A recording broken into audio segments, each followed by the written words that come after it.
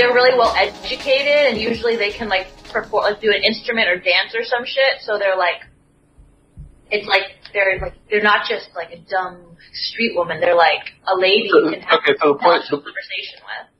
So the point is that they have to not only have sex, but do the really difficult work of carrying a conversation afterwards. Yes.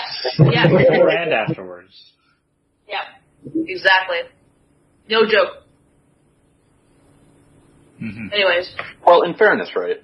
I have heard of some instances, like a significant part of any prostitute's job is just fucking, somebody just is like, my fucking God, I can't do this. I've been going through a lot of shit in my life. My wife's been in a rough emotional spot. And they're like, that's part of their job. That's what I've listening to that. I mean, that's like what I've heard. I guess, I don't know, I believe it, I guess. I don't know. Yeah. I haven't talked to any actual prostitutes, so I don't know. Like, I have. Yeah. Am I speaking the truth here? Are you what? Well, surely most. But it wasn't like... My thing stopped recording. It's weird. Grim. Well. Hey. I mean, dude, we didn't miss a lot. Yeah, it's true. The negation thing. All right, so when I was in a programming class, excuse me, I wanted to go beyond the negation thing really quick, though. Oh, well, okay. I have a comment on what you're going with. I have a comment on basically why you're going beyond it, right? Okay. Fucking, or at least why I think you are. When you're programming, right? I had a teacher who described certain methods of programming as crunchy. Right? There's a feeling to them where they feel like everything kind of just fits together like gears crunching together. And it's like, that section, it felt crunchy. But like, I don't know if it was like the most substantial thing in this section.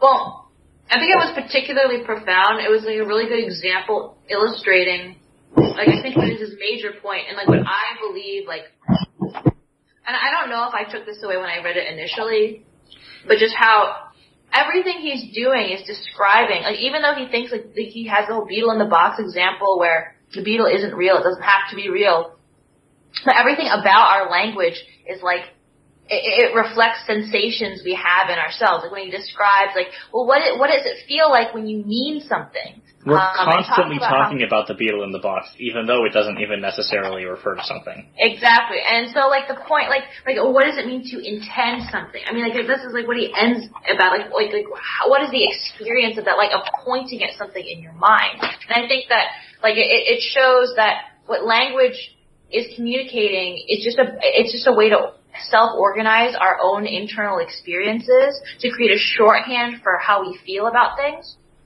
Actually, like while I was running the other day, I was just thinking about how I think this matches with a lot of like the reason I can talk about intuitionism or whatever, because like our internal sensations, our feelings about things is like the rawest form, the most truest form of our experience.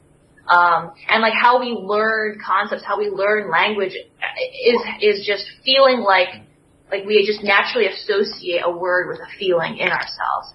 And like that's interesting, because I actually kind of interpreted it. I've interpreted what he's been saying throughout the thing, throughout this as like specifically saying that language is about bringing about effects. It is practically about that. No, it practically is. Like, the only way we can concretely talk about language about with other people and, like, make any substantive claims is by talking about the actual, like, sort of a behaviorist interpretation of, like, people and what they're doing and how they use language. That's the only way we can talk about it. But the truth of our experience of language is a totally internal sensational thing. I mean, sensational as in, like, having to do with sensation. Yeah. So I've just got to quickly interject and say that we should definitely replace the word profound with the word crunchy in our vocabulary. I think that works really well. Oh, yeah. I do think that it has a slightly different meaning, but, like, I said that partially because you were in the chat, Kate, and I know that you would know what I mean. Oh, I do know exactly what you mean, yes. I mean, it's more fun as well, to be honest. Yeah, it is a slightly different thing, but honestly, it's frequently more what's intended anyway. Yeah, exactly. Like when you do like a recursive algorithm on a tree. Oh, that shit's crunchy. Oh, that shit is crunchy. That is crunchy. Also, yeah, we do need to work on that something. Yeah, we should not alienate half our. We should definitely not alienate half of our. Dude, the majority of the people in the group right now. Come on. Yeah. Actually, it's only 50%. You hate. Oh yeah, I mean. And Riemann are all. If you're all coders. Oh, is Riemann a coder? Oh, fair enough. I am? Wait, I am? Riemann, Riemann. Riemann, I thought you said, "Oh yeah, the crunchy." It makes sense to me. So I thought you've talked about because you're math. Maybe you aren't. Never mind. Well, I mean, it still makes sense to me. Yeah, there's crunchy theorem. The programming bit doesn't make sense. Okay, mathematical theorems are almost always. Yeah, they're crunchy, dude. Yeah. I don't. Okay, that was perfect. I don't know if I mean, Riemann's a coder. I am. Sorry. I mean, when I think of crunchy, to me, I don't know. It doesn't feel like. It doesn't give me the impression of something fitting together or making a lot of sense. Like, it may be satisfying. But yeah, that's all I can think of. It's like really biting into a peanut bar of knowledge. But here's the thing. I think you actually have to be. I think you actually have to be a certain type of fucking intellectually weird in order to completely get in the sense that I get it. Are you saying well, that I mean, to be fair, you have to have a very high IQ to understand the application of crunchy to non-feeling application. But no, I think he's right. You do have to be like a very specific type of nerdy to. You have to have a very specific visceral reaction to when you see something logically and here's the thing, though. This gets back to what I was saying about how the way we experience. I mean, it's a very visceral, like the way we, use our language, and when we say like a word fits, it's a visceral experience that we have. I suppose. Yeah. And that also reminds me of someone. When I was in my music classes in high school.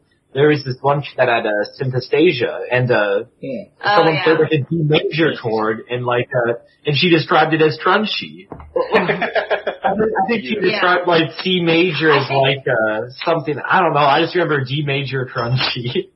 I feel like synesthesia is really relevant to like this conversation. Oh, it certainly is.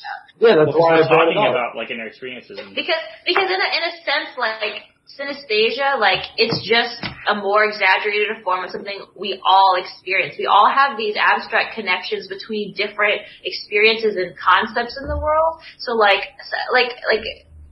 mean, you can imagine someone seeing, like, oh, I feel like, to me, the number 3 represents so-and-so. And it might not be as, like if someone who actually has synesthesia, it's like an extremely vivid picture, and it's extremely repeated. Like you ask them every single time over time. Well, and over time, you ask them 10 years down the road, they will very likely tell you the exact same thing. Whereas, like for a person who does not have it, 10 years down the road, they might give you a completely different response to what the feeling of three-ness is. But the idea is the same, right? That like we just draw these connections because.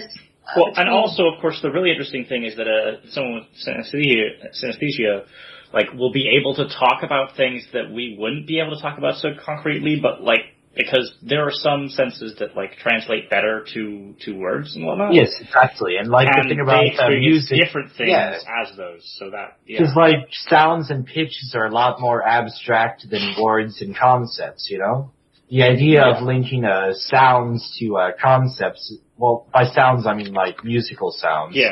But linking that kind of pitch to ideas is a lot more abstract than linking a word to an idea. Well, obviously linking a word to an idea. Okay, I have a question. Okay, obviously the answer is going to depend on which person, right? But like, are there synesthetic people who experience certain words distinctly instead of experiencing the tones as different? I'm familiar with people saying they see like a 7 as yellow or like A as blue or whatever. Is that kind of what you're talking about?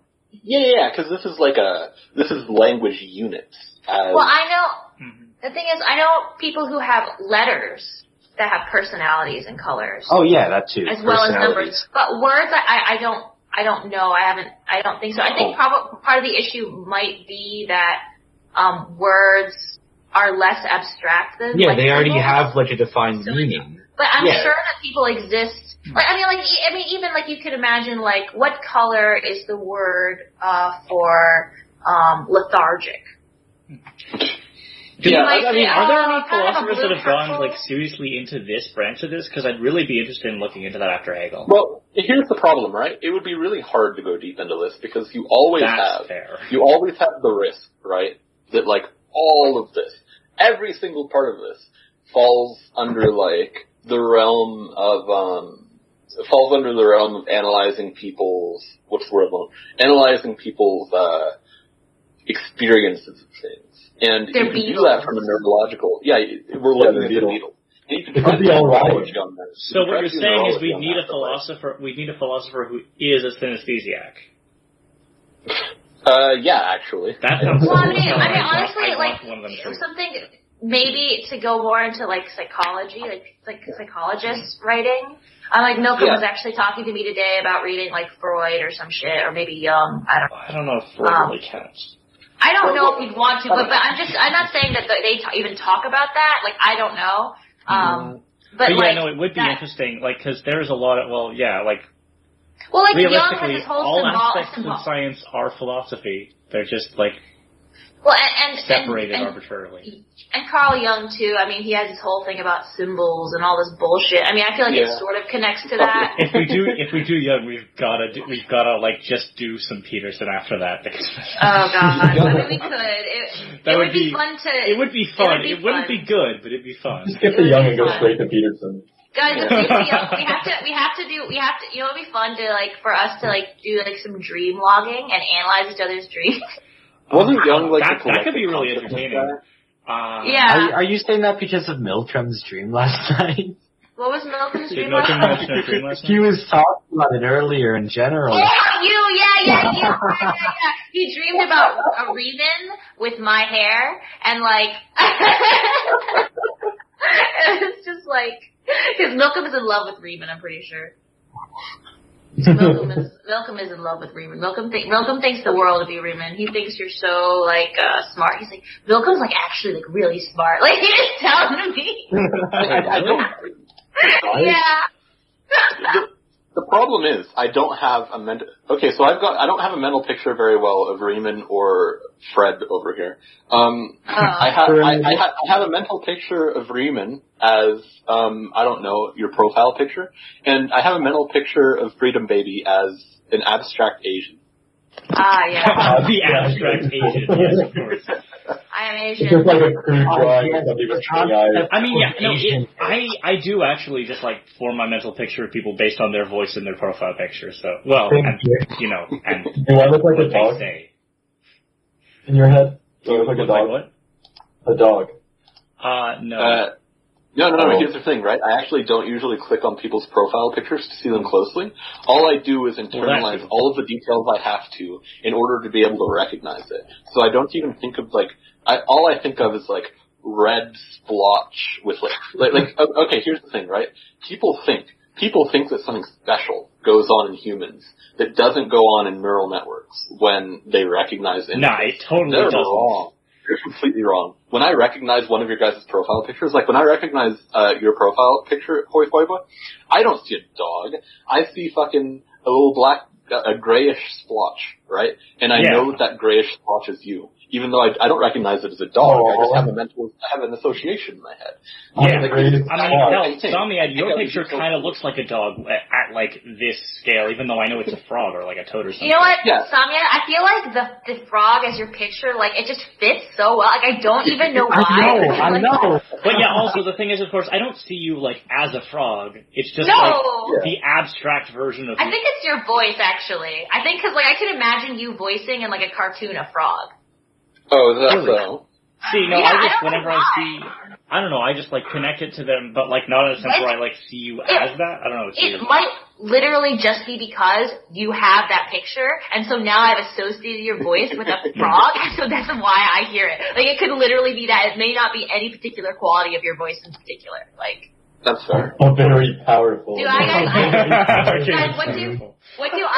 what do I evoke, guys? Do you see a chainsaw man with me? Like Is your profile picture? Your profile picture is one of those that I can't even really break down. Like my brain can't process, even if I make it. No, I just process it as like I just generally process them as like emotions, and then fit that to like the person. Oh. Like I don't know, like a really not really an emotion, but like a really abstract concept that like the image evokes. It reminds me of this image. I don't know. So I see it as like I don't know, like fucking. I've seen this before. Wait, what is that? What is that? First, I'm going to ask the question that you have to ask with this image. Would you please identify one object from this image? I no. can't. I don't even know what it is.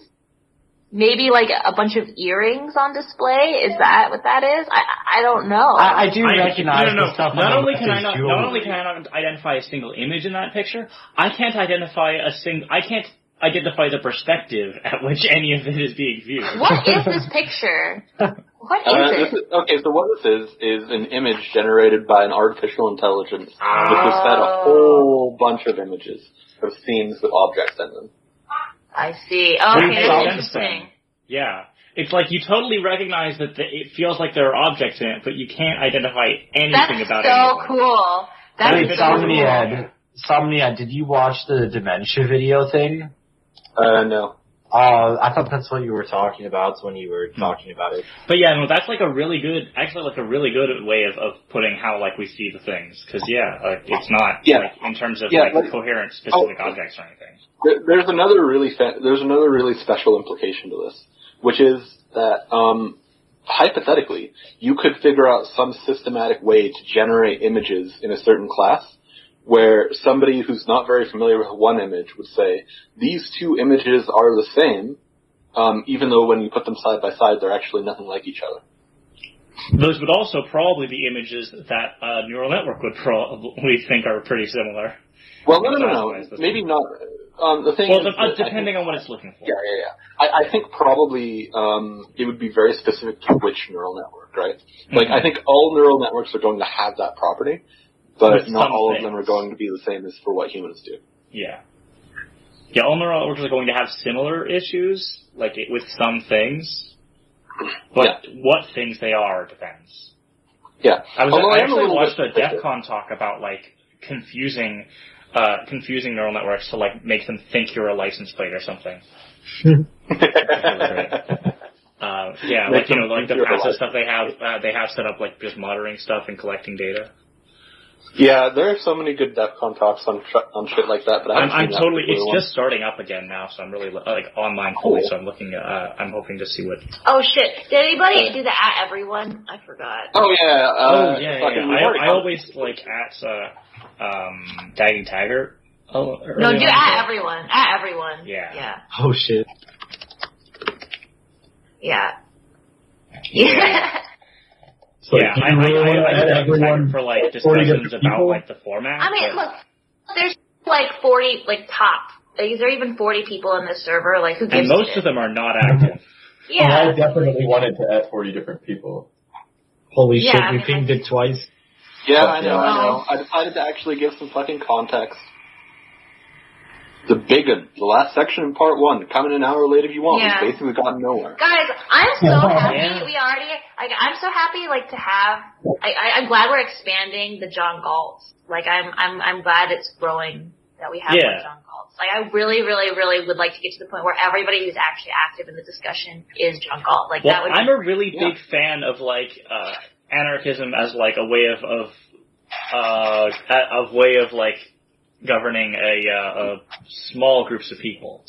Like I think, regardless of problems that occur, like because there are problems occur when governing large groups of people, no matter what. But like for small groups of people, like anarchy is like really like this type of thing. I mean, is really good. You can find a practical system which doesn't have like extremely serious problems. Like if you can find a system where it's impossible to like sustainably commit horrible acts upon a large group of people, then you deserve a medal. That's fair. I don't think anybody's found that yet. Yeah, Well, I nothing's agree. stopping us. What? Nothing's stopping us. Yeah. Except the Nothing difficulty of the problem. Really fucking hard. You know what?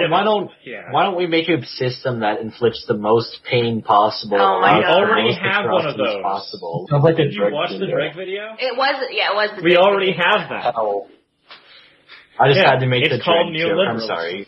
It's okay. Sorry. It's fine. Alright, yeah, just make sure to remember, if you said that in a random group of people, they would all be like, ha, funny joke. But like, we've already all heard the joke. We've already all heard the joke, yeah. Yeah. By the it way, is a joke. there is a new Drake video out that came out like during the beginning of this, and I'm looking forward Oh, to watching shit, it hang on. after the meeting. Oh man, Like what is 60. the video? Has the Overton window shifted left or right? It is definitely, It's I think Dreg is going to say that it shifted to the center.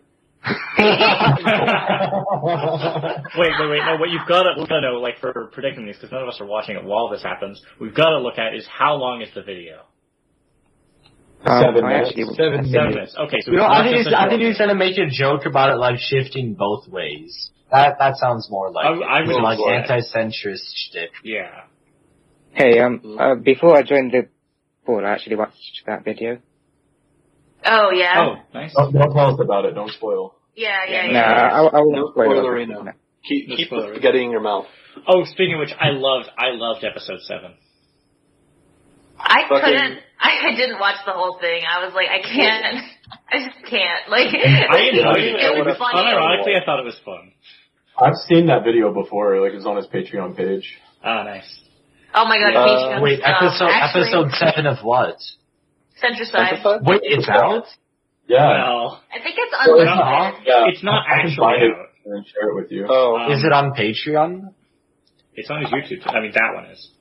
The actual one is probably out on Patreon or something. Well, yeah, he said it was getting released like. Wait, where's 7? I don't see 7. It's unlisted. Oh, yeah, unless the video. Yeah. It's Oh, not send me the actually- link. It's not Never actually listed. episode 7. It's a short Which film one about do you mean? bees. It's It's beautiful. I love it. Fine. it's something. Okay, well, I have no idea what's going on and I don't care enough. Alright, so it is entirely possible that I'm going to send you my notes in order to prove that I did it for the whole section, because we're not going to get through them. Okay. No, yeah. you should talk about them right now, bro, honestly. Alright. So fucking... Okay, so... Oh wow, I literally haven't gotten Okay, into it you should at all. actually upload the notes though. That would be useful. I would like Alright, that. yeah, fair. It'll be like a text document, probably. That's Boom. fine. Yep, over 2,000 characters. There we go, message.text. There you Why don't you put it in voice text? go. Fucking, alright, because I'm gay, that's all. You are super gay. Big gay. Okay, wait, Centricide 7 actually exists. What the fuck? Yeah, I'm linking Well. it real quick. Exists. Is this Wait, like no, some I dumb... Is linked this a it. meme video? I This linked it. version is copyright claimed into Oblivion. Wait, you list... High Five, I already linked it in voice text. Oh my god, get over it. No! Why are you guys incapable of staying on one topic without immediately changing it? Because we're all mentally ill. Like, no, here's the thing, right? It would be fine. We also have times where we just, like, organically move the discussion, right? And that's fine, that's great, I love that, right? But, like, at the very least, can we not just have people just interjecting random shit? Come on. Yeah. I mean, I think we're gonna start because you're gonna go through this text thing. So let's... Okay. Ah, okay, yes. All I right. still have the link. Nice. Yeah. It's beautiful. I love the story about the ants and the bees. I thought it was highly entertaining. Okay. So, let's actually start. Before we start, I have one other thing to point out. And that is, section 546. Let's all go to section 546. Okay. Except for you, Freedom, because you're not going to see it. Because you have a different copy. Everyone with a digital copy, go to 546, and I'd like you to all take a note, which is, Cornell. That is all. Okay. Cornell. I hope fucking, in 546, there's, let him Cornell. It's just the fucking, it's just the, OCR or whatever fucking up. Oh, yeah. Yeah, it's supposed to become exclamation point. Oh, somebody Oh yeah, should take a RN being and am getting confused. I fucking hate that with OCR. Somebody should just take a clip out of this. That's just come exclamation point. I should make a clip show out of this. Okay, hi. We're just about to get started, but we're about to start actually talking about Did you do the reading, Rootz? Probably not. I mean, it's fine. You don't have to. I've been doing the reading. I know, right? Wait, High Fiber, did you read? Fuck no. Are you serious? I'm here though. High Fiber is the worst. Yeah, I know, because you've been here, you've been coming for the past few weeks, and then you just haven't even tried to read? That's not true. I tried to read for the last one, but I was busy this week. That's fair. I was busy this week. Okay. Nobody has any excuse because I managed to read it. Dude, I'm working full time right now. Foibah, you are just. I'm working full time.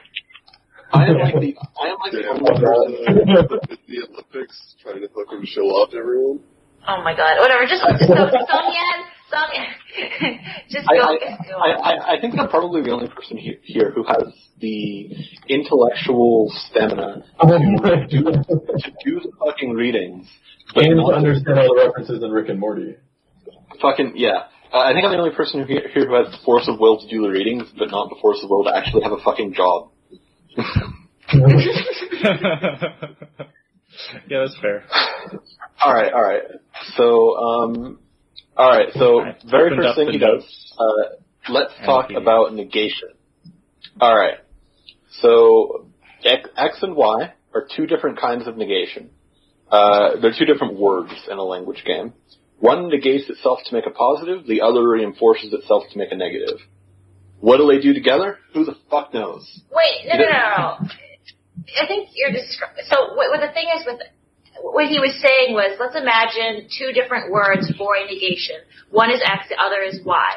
And the thing is, when you use X twice, so XX, with that it's like a double negative, which becomes a positive. But with Y, when you do YY, you just emphasize like it's doubly negative. It's like this is extra negative. Yeah, I apologize. I'm going to have to actually dynamically reword what I wrote here, because for some reason I wrote it from the perspective of summarizing, not from the summarizing from the perspective of somebody who's already read it and needed reminded, and forgot that there would be people who didn't. Yeah, okay, so basically, yeah, you've got two words, X and Y. They both mean not, right? One of them, when used twice, is a double negative, and it creates positive. One of them, when used twice, is extra negative. It's like mega negative. So the question that Wittgenstein asks is, do X and Y mean the same thing? And he actually gives three different answers to this. And he doesn't take a stand on which one is correct. And the point isn't the answers he gives. The point is that none of these answers are particularly more right than the others, right? You could say that they're exactly the same thing and there's just this little side note, right? You could say that, actually let me go to the section where he lists them out so that I can, because I don't have them right down here in my notes. Hold on. He doesn't say, do they mean the same thing? He said in a certain context, right? Because, so if you use the word X alone by itself, not XX, and then if you, in another sentence, if you use the word Y, so he's only asking in that specific context. Yeah. What he's actually saying is, do they have the same meaning when they occur without being repeated? What the fuck is Rootz doing? Say he was leaving? I think he came, didn't say a word when asked a question right after joining, and then left. And he's still there, isn't he? We left. No. Sounds like the Rootz thing to do. Okay. Wait. The dude is my friend, but he does some weird shit. Typical Rootz moment. Oh, okay. I had internet problems, that's why. Alright. Right. He still showed up in the chat to you? I guess the question then is, do they mean the same thing when they're not repeated, right? So that is a good point. So, the first answer is the words have different uses, so they have different meanings. Well, do we have specific examples of words for this, or are we just going with Well, he uses X and Y here, but there are actual words. Right, because I feel like it'd be a lot easier to go with, like, actual specific examples. Well, no, here's this, okay, so can anybody imagine, I can't, but I want to see if anybody else can imagine, like, a way, like, a time when, like, for the most part, a double negative is a positive, but, like, actual instances where in conversation a double negative does not mean a positive? Yeah, well, the thing is... No, Somniad, you know, Somniad, we know because we nerded out about it in the chat, but I'm just curious, anybody else? Well, no, I'm not going to give the answer. What I want to point out here is that it's easy to construct a situation where two negatives make an extra negative, but it's harder to make a situation where the same negative twice makes an extra negative statement. Well, yeah, which but I think is more analogous to what he's saying here. Yeah, well, that's true, but I mean, I still think, because whatever. It's easier to connect it back to... No, I think even just with emphasis, say, like, just say the word not twice and have it mean just extra not. Like... Yeah, absolutely. I think that's fair. Well, I thought we were talking he gives specific, like, different negatives, though, where, like, by default, the one would be a double negative if it's, like, twice, like, a positive if they say twice, whereas the other would be by default, just extra negative if said twice. Yeah, you could say, for instance, like what you were just saying there, Hey9, to actually make that into an example, you could say, I am not doing that, you know? Or you could even just take out the second I am and just say, I am not doing that. Yeah. You know? And it would be easy to interpret that as, I am not doing that instead of, I'm not doing that. Yeah, exactly. Yeah, that was actually the example I was thinking of, yeah. But then, yeah, what I'm interested in is if there are like two different types where like the default would be different for their, reduplication. The example I was thinking of was when you say like, there ain't nothing that can make me do that. Something ain't like nothing that. was actually the one that I came up with too. Or reduplication. He does give an analogy of what these two words mean. Like X is like turning around 180 degrees, but Y is like shaking the head. Yeah. So, I mean, in a sense. So I mean, shaking the head.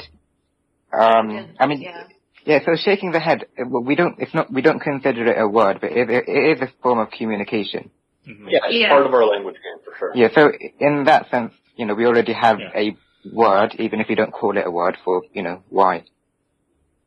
Well, like, oh gosh, I took a picture of this section. I forget what it was, but it was like, where he says like, a double negative, like imagine like a language where to change a statement into a negative, you would change the pitch of how you said it. What would a double negative look like? Like, how does that even work? I mean, it was just like, what? It was like... Yeah, and I really think that's, like, almost perfectly analogous to the shake of the head, you know? Yeah, it is, yeah. It's not possible to have that negative, turn around and become a positive when you say it twice.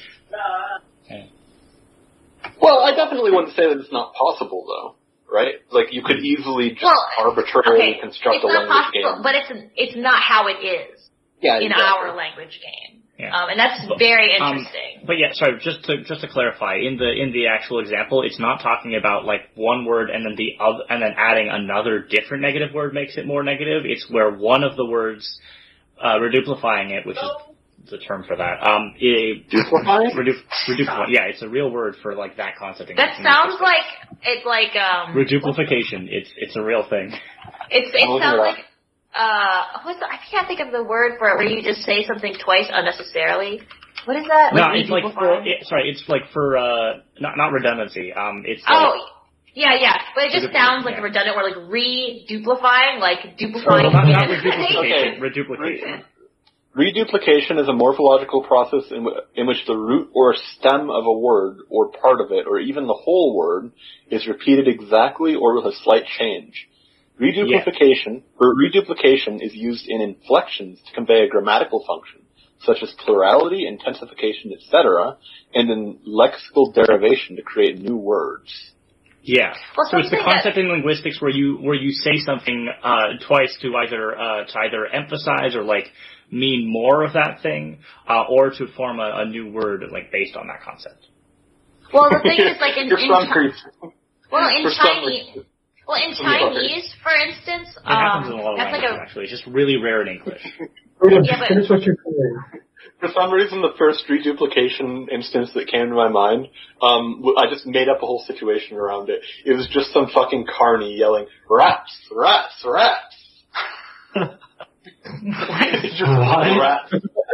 Just rats piling up around him. They come from every crevice. What? They consume. Interesting. Okay. Interesting. But sorry, but I was actually trying to say something before we got sidetracked. And what I was saying was that in this example, he's not talking about like one word being a negative and the other word being two negation words, and like you pile the one on top of the other, and it doesn't become a double negative. It just reinforces it. He's talking about like one word X and another word Y, where X it becomes positive when reduplified. And Y becomes just more negative, right? It's not like just to clarify there. Yeah, I mean, I know my example with like ain't nothing. not It's is not like, the same. yeah. But I was just, I guess, like, and it's true. I guess I didn't even remember that there's a better example of like the 180 versus the shaking of the head. That's a better example. That is a really good example. But I was just showing how they're. In reality, like, that does happen, I guess, is why I just figured I should, like, make sure we're extra clear on that, because it seemed a little... It's important. A little unclear. Yeah. Okay, so what I really want to talk about here is what does this example mean for, like, how language goes? That was a super vague term. But that was a very vague term, yes. But language is vague. Yeah, okay, you can say that, but like, that's literally just a thing that sounds good in this context, but doesn't really mean very much. It's a deepity.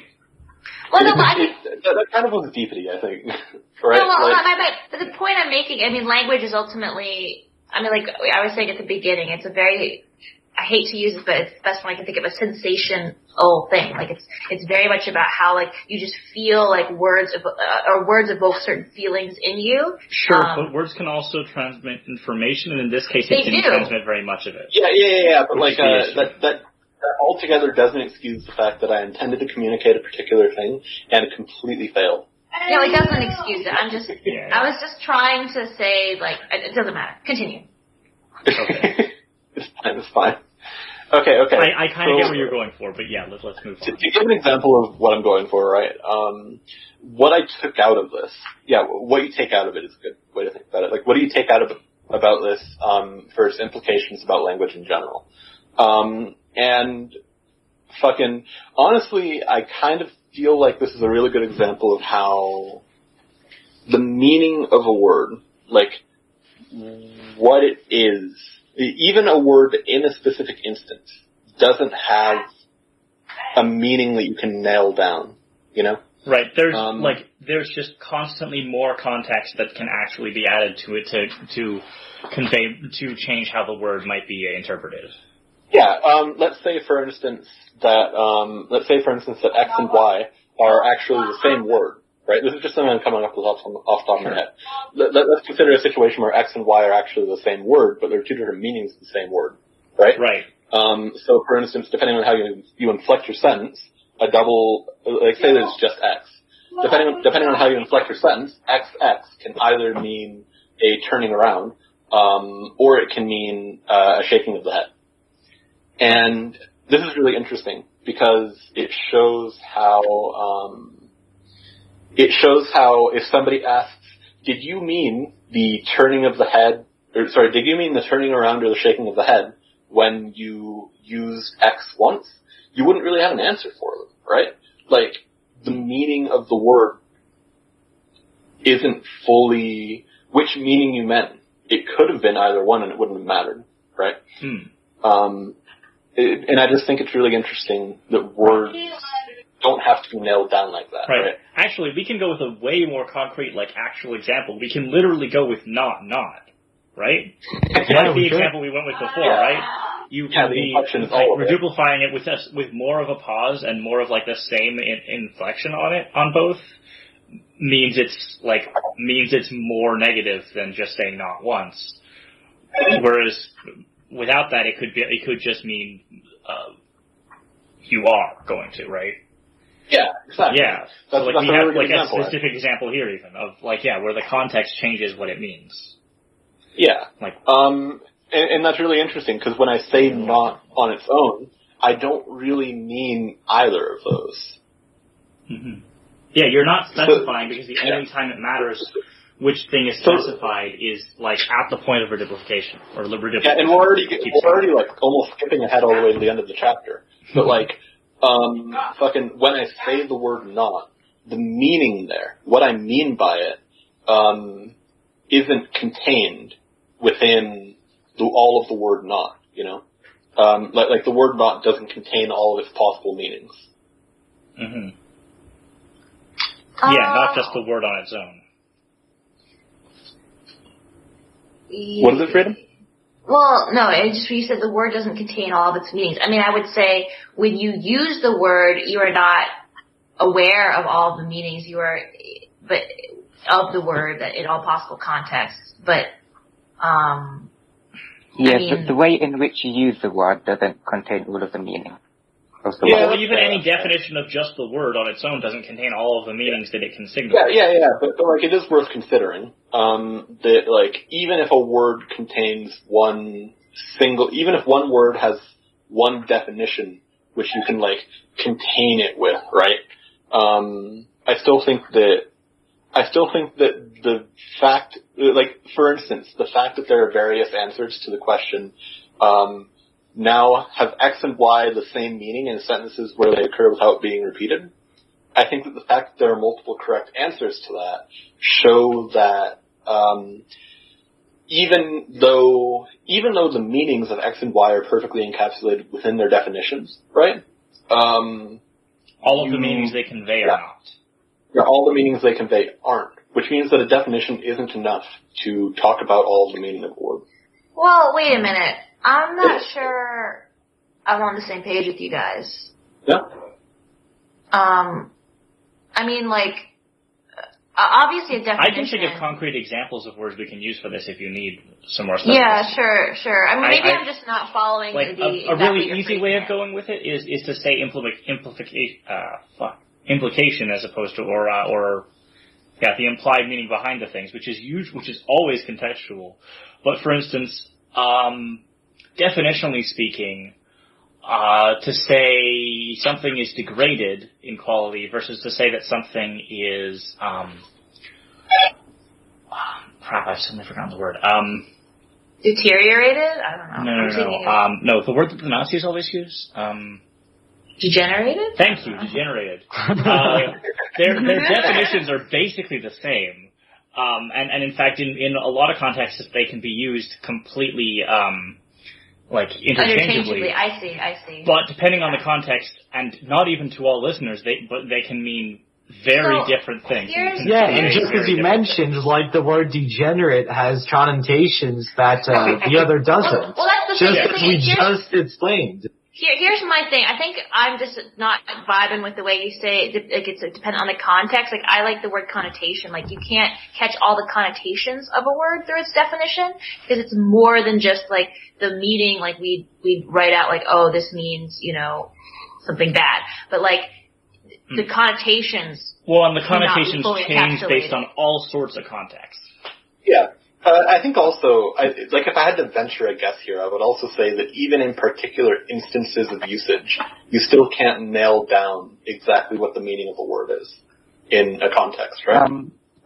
Wait, okay. I just thought of something. It might be completely garbage, but say you have two words.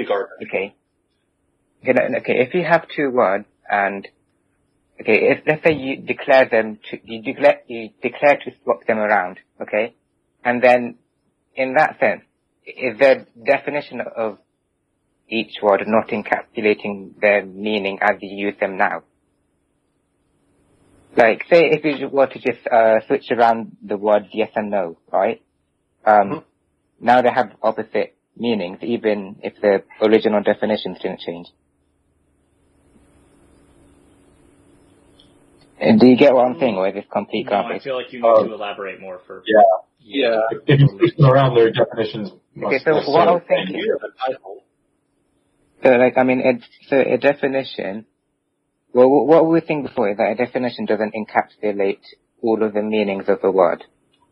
Because it depends on context, right? So, I mean, you can, easy way to show this is to make the context such that you literally change the meaning of the word.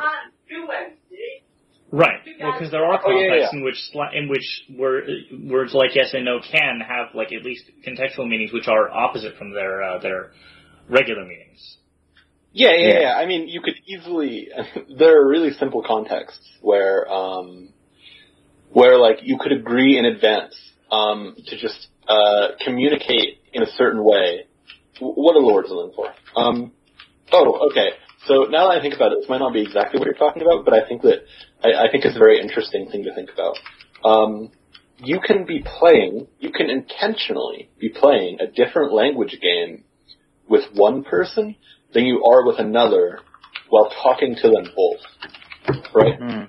Like as an example, you might want to, like a little wink and a nod kind of thing, right? Yeah, like an inside joke or something that you say to two people and you know they will interpret it differently. Yeah, like you, shared knowledge between you, right? Like, as an example, you could come up with a language that you could speak, with your friend. That, it's like a code word. Yeah. Like it's like you call somebody and like you're like in trouble and you say like, oh, the pizza didn't come, but that's like a code word that means like, oh, you're in trouble. To clarify, do you mean like coming up with codes that contextually mean certain things, or do you mean coming up with your own actual language? Because I was talking about how codes. But I mean, that is a language. I mean. One is more complex. There is a strong difference, yeah. Well, no, there is, but I mean, I'm just saying, like, how... Well, I think that there is a difference, but I do think that it's worth thinking about how both, like both are language games in, like, a different way, you know? Yes. Yeah. I was just thinking about how, like, maybe you could come up with a system for, a system whereupon you agreed that certain words had certain meanings. Like dog whistling? Yeah, exactly. No, unironically, yes. Unironically, yes. Yeah. You where you decide that by, for instance, posting a Pepe emoji, you might be signifying to these people that you're part of their group. Yeah. What you do is you have a system of when I say this word in this context, it actually means that I am identifying as this, even though the person that I'm posting it with, the person that I'm talking to, doesn't know that. I love how politics creeps into every possible discussion of philosophy. It's beautiful. Well, politics is a way of enacting philosophy. Yeah. Politics is cringe. You're cringe. Politics is cringe. Politics is praxis, basically. Yeah. Like philosophical practice. Yeah, it is. I mean, it's on a larger scale than like ethics or philosophy of life, but yeah. Yeah, fucking. That's interesting. All right. By the way, I just like to say that we've managed to talk about the text for at least 15 straight minutes now, and I'm really impressed with this. Yeah, that's fucking great. Yeah. Is that a record? It might be. No, it's not. Now, the early meetings, we did a much better job. Yeah. Well, in fairness, I do feel like talking about the text consistently was probably a factor that was mostly based on us not having stuff to talk about because we weren't used to fucking around with each other. I also think that Wittgenstein is just a terrible author to discuss like this. I don't disagree. I disagree. I think it's great because it's like the discussions are more fluid and they lead to other things and other ideas. I mean, I think that's sort of the point is that Wittgenstein touches on everything and everything touches on Wittgenstein, which is why we ended up going to Wittgenstein so early on because it came. What I meant by that wasn't that if we're looking to like purely discuss the text, that's what I mean by that's fair. Wittgenstein is very difficult to do in that way. If we want an author to purely discuss the text with, then we can go read Hegel because that shows. Oh God! Yeah. If you want to find real life connections to like the real world with Hegel, you have to put in a lot of work to do it. It's going to take effort. Yeah. Yeah. By the way, I'm looking forward to Fiction Month, guys. This is... What The even other is thing the real world? I honestly think the fact that we're talking about so much stuff that's not, that is related but is not directly of the text is really good. Like, that's what I want to talk about. I agree. Yeah, it's way more fun that way. I was That's why wondering Hegel is so much trouble to prepare for. Yeah, such a... but my question is about Fiction Month. This is sort of, logistical. We can talk about this more later, but we have to think about access to the text, like, are we gonna be able to, like, people gonna be able to find, like, PDFs of them, or, like, people have to, like, you know what I mean? Of We will what? literally Of Hegel? Not Hegel fiction. Oh, yeah, no, I mean, most of it's publicly accessible, and if it's not, we're posting it in chat, because, yeah, everything's gotta be accessible to everyone. Yeah, Who has an adult crying like a baby in their background? Yeah. That's my little brother. Sorry about that. It's okay. That's fine. I was a little bit worried that there was actually, like, a severely autistic person in the background. And Yeah, that's my brother. Like, literally. Oh, sorry. Destroyed. Totally. That would have made me feel a little bad, yeah. Alright. So, fucking... Let us continue, because this is actually a part which I feel is really important. Well, there are a lot of important parts, obviously. And can you orient us to, like, the section numbers, or, like, what in particular in your document you're referring to as well? So I can Freedom, are you not looking at the document? It has section numbers everywhere. I am. I'm saying, like, when he's talking, when he's using his words in speech, can you just clarify where he is so I can look at it? Oh, by the way, I'm really looking. I just gotta point this out. 569 language is an instrument. Yeah. Language.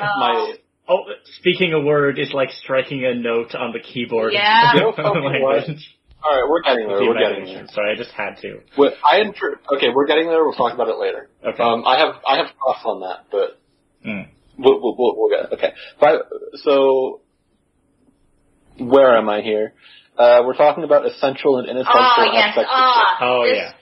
This makes me wet. It's great. Yeah. It's so good. So it's so good. Okay. So we're around 562. This is Philosophy Book Club.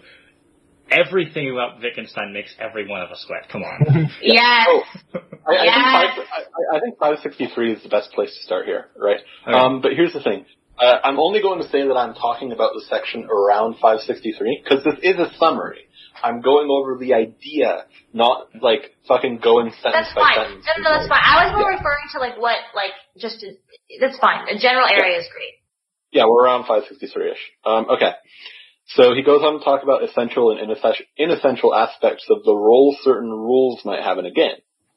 For instance, he talks about how it might make no difference that a king in checkers, if you're not familiar, your translation might say droughts.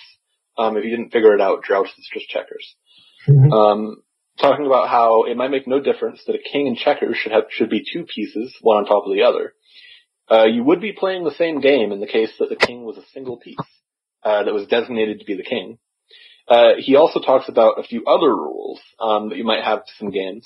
Like, for instance, he was talking about how you might, draw lots for, like, you put the kings, like the white and the black king behind your hand, or behind your back and shuffle them up, and then your opponent can pick one of them, and they get whichever one they point to, right? And you would ask, you would figure to yourself, these are not essential aspects of these games. But he also has this section in, where is it exactly?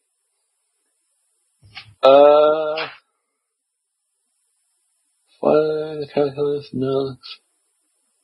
Yeah, 567. He says, but after all, the game is supposed to be done by the rules. So if a rule of the game prescribes that the kings are to be used for drawing lots before a game of chess, then that is an essential part of the game. And in fact, he goes on to talk about what objection you might take. In 564, actually, which is actually backing up a bit, he says something that I think is really vital to this. The game, one would like to say, has not only rules, but also a point. Mm-hmm.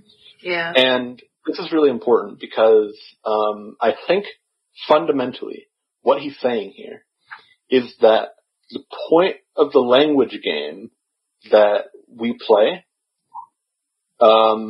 the point of the language game that we play is to affect others. Yeah. Right? And that's what he's talking about with language as an instrument. I see. I just also wanted to say, because you said you went back to 564 about saying how like language not only has rules but also a point. But like in 567, he says like talking about the drawing lots with the king or whatever. If we found this rule in a board game, we'd be surprised and would speculate about the purpose of the rule. So like rules have purposes, you know. This is great, by the way, because it reminds me of when you might object to a prescriptivist saying you shouldn't start your sentence with a preposition. And the natural objectionalist, the one that everyone understands kind of intuitively, is, but if somebody starts their sentence with a preposition, as I did in this sentence, and I know exactly what they mean. Yep.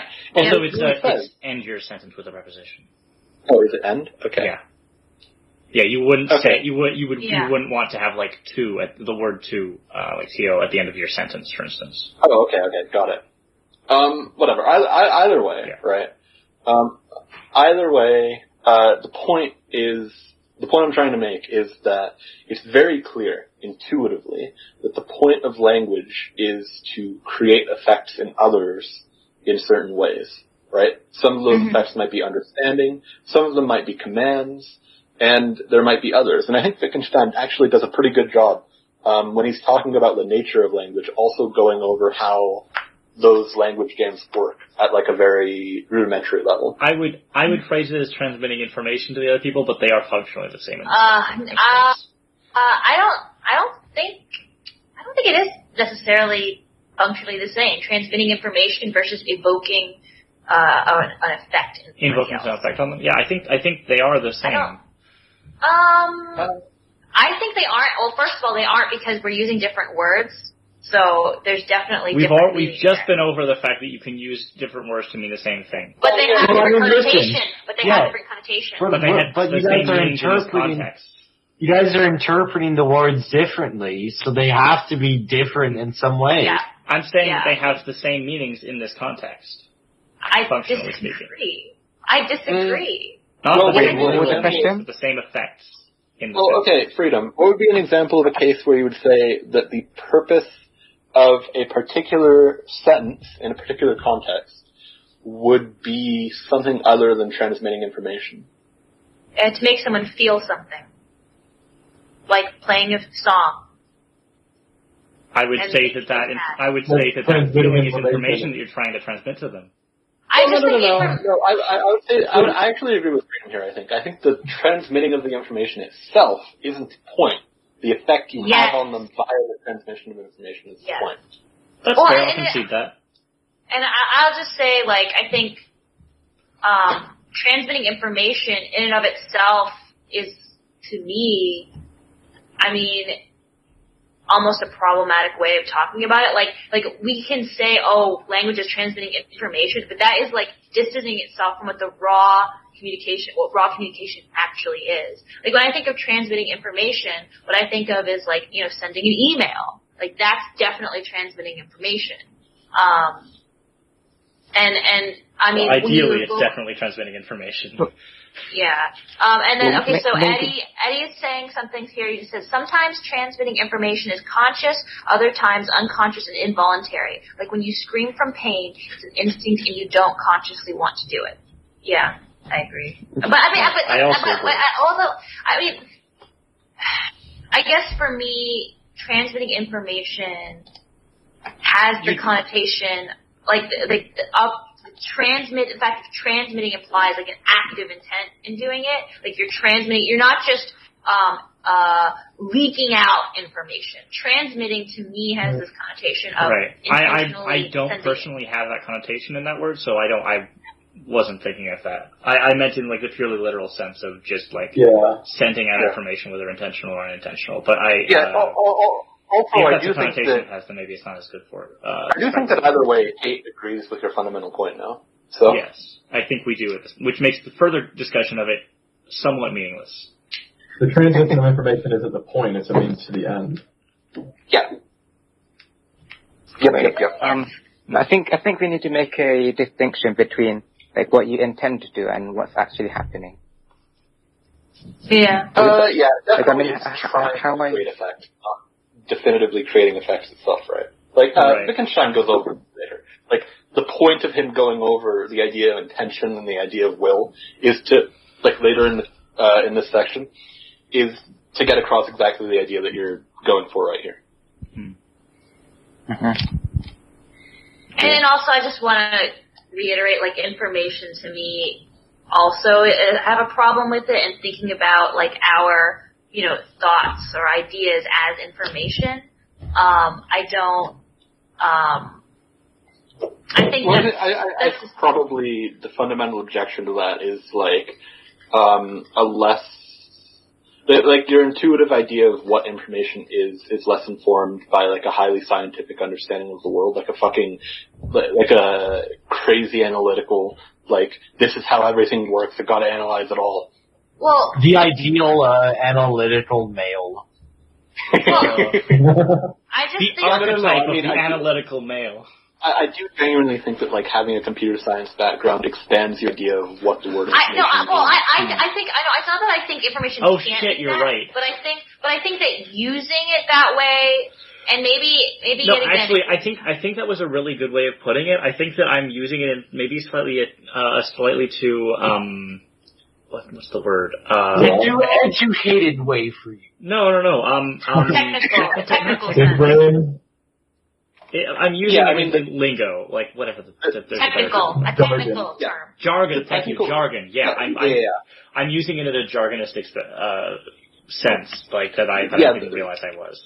The jargony way people use the word information when they talk about it is not, like, the stream of data. It's literally just, like, anything you can, like, hypothetically put on a graph. Yeah, I get that. I guess the issue, maybe I am nitpicky, but I like to choose words that have the best connotation. I'm not looking for, like, yes, technically I see what you're saying, but I think especially when you're talking in general. No, what I was saying is I think that's a mistake on my part, that I'm not intentionally using it in a jargony sense. It's just that jargon sense is what I usually by default think of as it, which isn't as effective because only like 2 of the people in this chat, myself included, actually like are going to definitely get that jargon.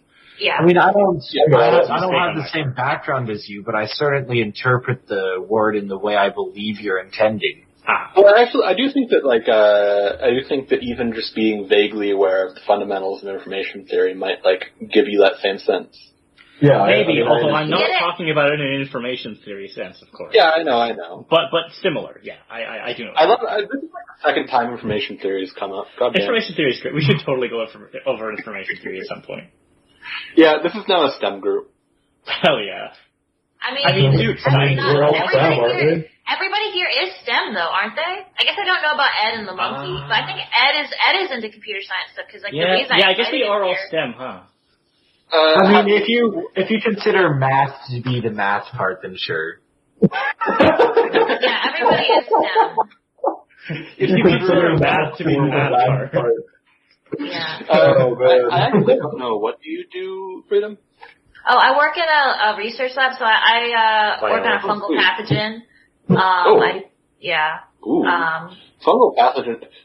Fungus in general is some fucking weird shit. It's out there. It's really not. Fucking, have you ever met a fungus? It's really not, like, from your perspective, but you're in biology. Well, I'll say I'm a fun guy. Shut the fuck the up. thing is, actually, the one I work with is like a type. It's not as funky, I guess, like as some of the other kinds. Yeah. Alright.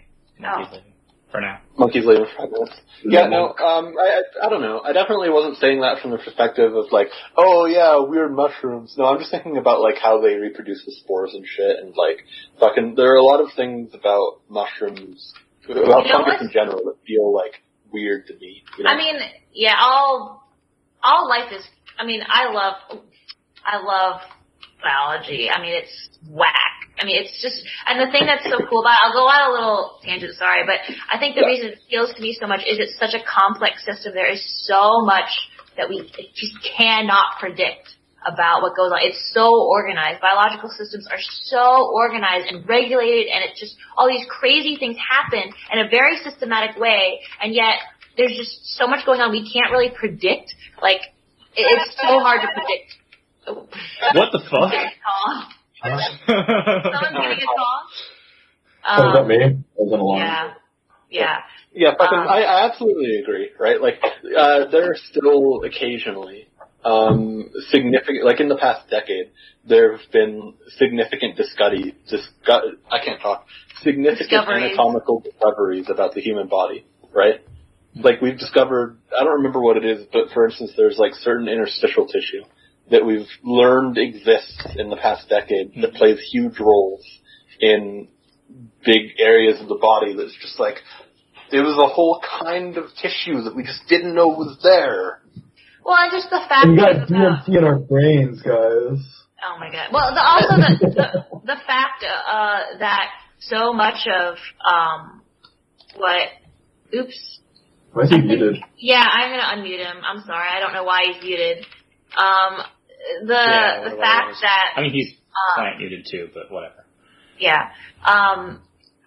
The fact that now we're learning how much of, like biological systems, like our organisms interact with like, microbes in their body. I mean, it's just like, it's so fucking important. I mean, it's crazy. And because now we have all this technology, this DNA sequencing technology and other types like metabolomics and like protein analysis, like all this shit, all this technology. All this shit is really new.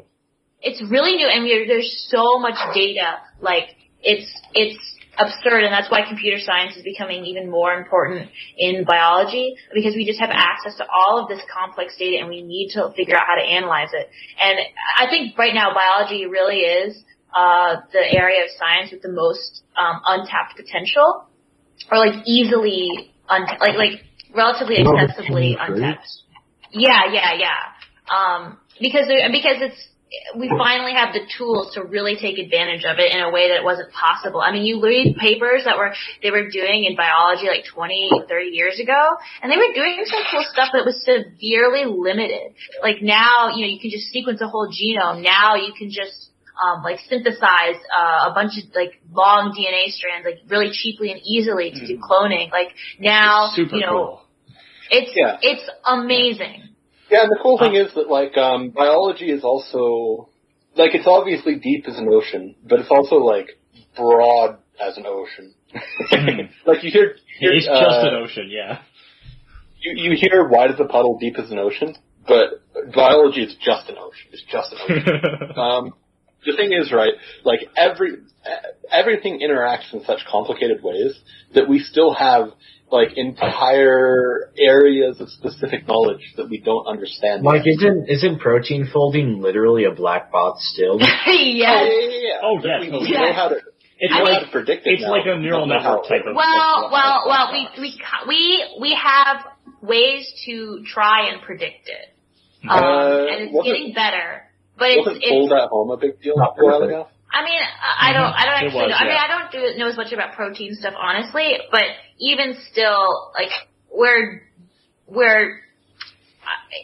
it's like maybe simple proteins and maybe, but it's like, it's still not just, it's not like we have the amino acid sequence, so we know how the protein 3D structure is. Like, it's not like that at all. It's like maybe we have some guesses about how it might look.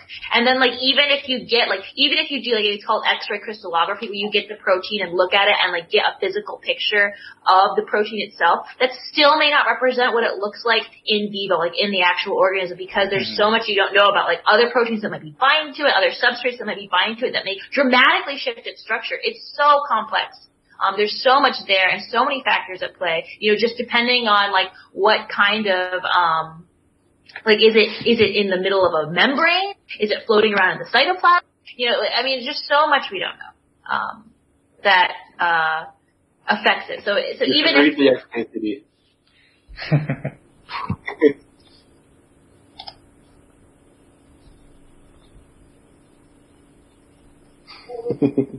The actual living crane. That's perfect, actually, yeah. Imagine money at the falls to make an actual living crane.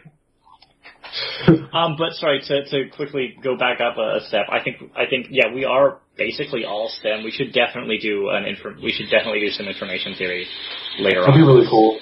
I'd be down, yeah. Alright, that's neat. I suggested that as a joke, but I do think that would be a lot of fun if we did, like, relatively mathematical readings. Yeah, for sure. I definitely think we have to go Wait, through some primer on it. No, I think here's the thing. I don't know if it would be some primarily mathematical readings.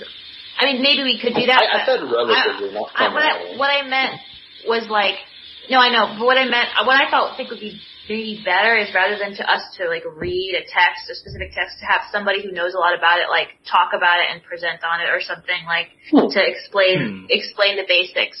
Just because, like, I know for me at least, like, I have no background in that. I feel like something to read, unless it was intentionally like for novices or beginners. I'm going to give y'all give y'all a lecture on linear congruential generators and teach you how to seed find in Minecraft.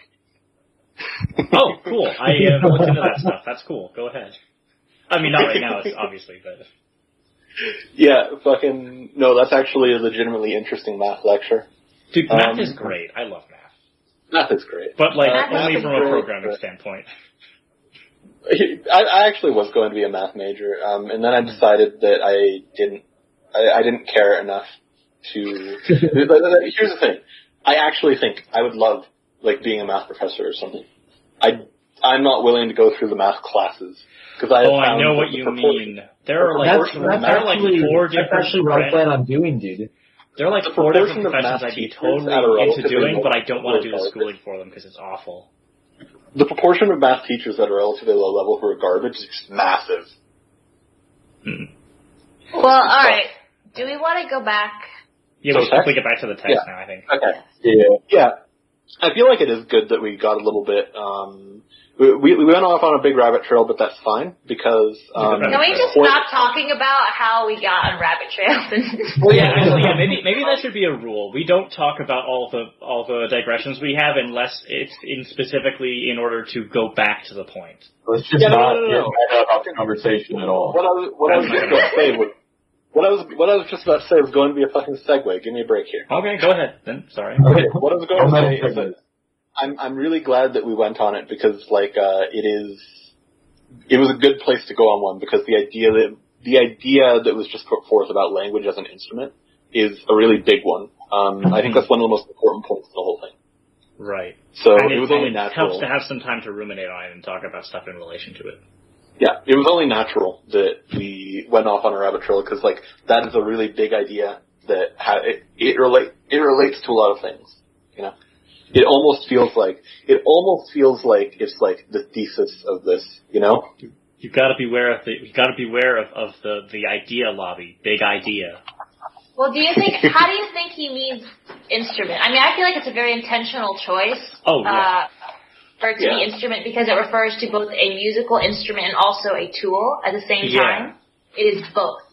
I think instrument has like all the right connotations. It is worth remembering this was written in German, so it's possible that wasn't a thing that happened in German. Yeah, but the author is dead, so who gives a fuck?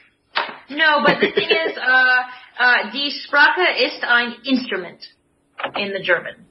Is the word instrument? So basically, die Sprache is like basically language. The speech is an instrument. So he used the word instrument. I'm pretty sure instrument has the same meaning. Languages. Okay, why didn't you just write it in English, dude? How insane. I know. I didn't know you had the version that has the translation. And the I have the German. Yeah, I have the German. Like, I have the German. I'm a little bit side. Isn't it like page by page, like every other page? I don't know German. I just have it. I know. You know German. Sprechen Sie Deutsch? I know enough German that if you gave me Die Sprache is ein Instrument, then I would have been able to translate that for you. I would have been able to say the language is an instrument, but I might have said the speech is an instrument. Yeah. The thing that sucks is that I understand Bavarian German, like really Southern German and Austrian German, right? the thing is, I have to explain it to people who don't know Bavaria, like what Bavaria is. So basically, I have to explain to my family that I know the German that the Nazis usually spoke. That's. I in fact just explained it to them, and they were kind of. Wait, are you from Bavaria?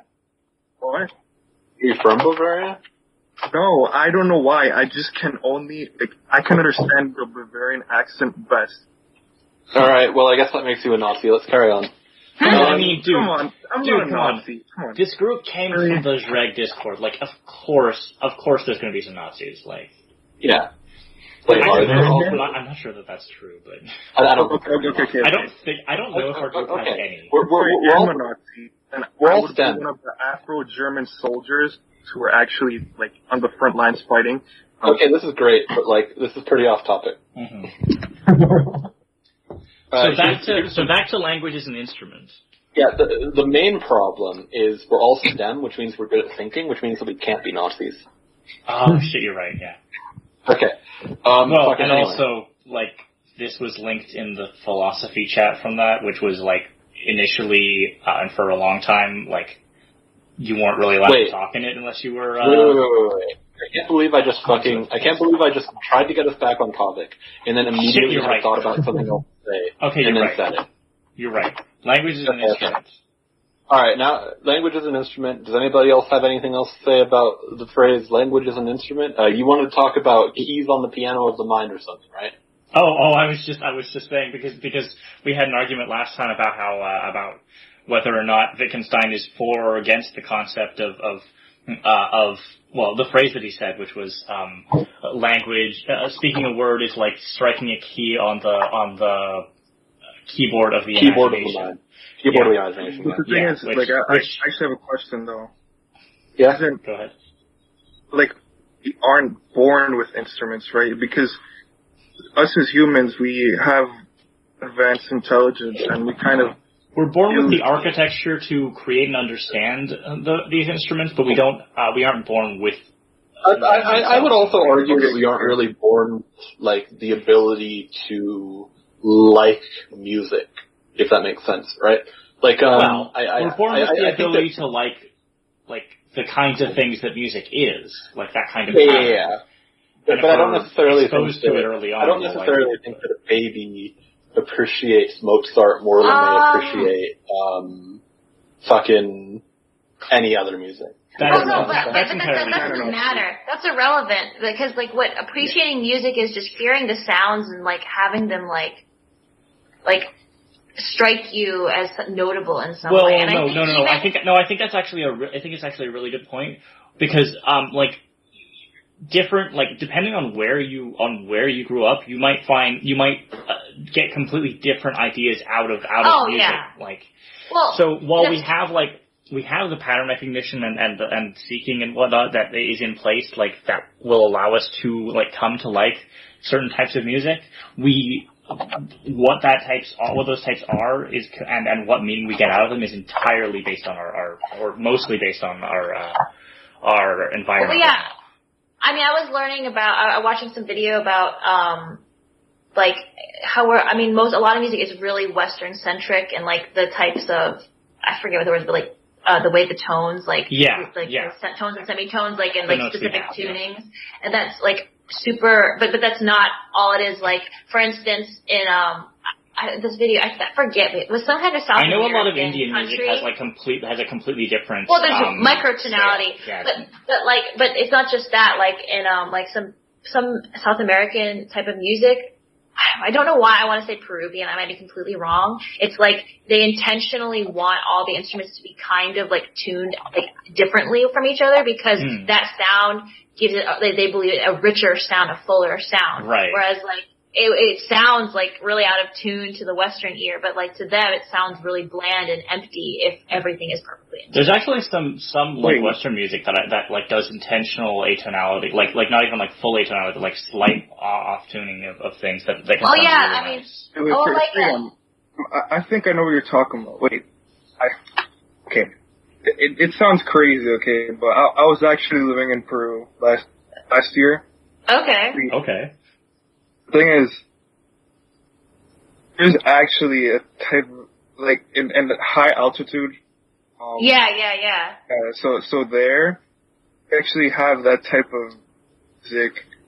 Okay. So I guess it I'm was not Peru. remember completely wrong. So Maybe it was. depending where it is, like, where I was, it's called Wino, and it's, cause it does sound out of tune to a lot of people.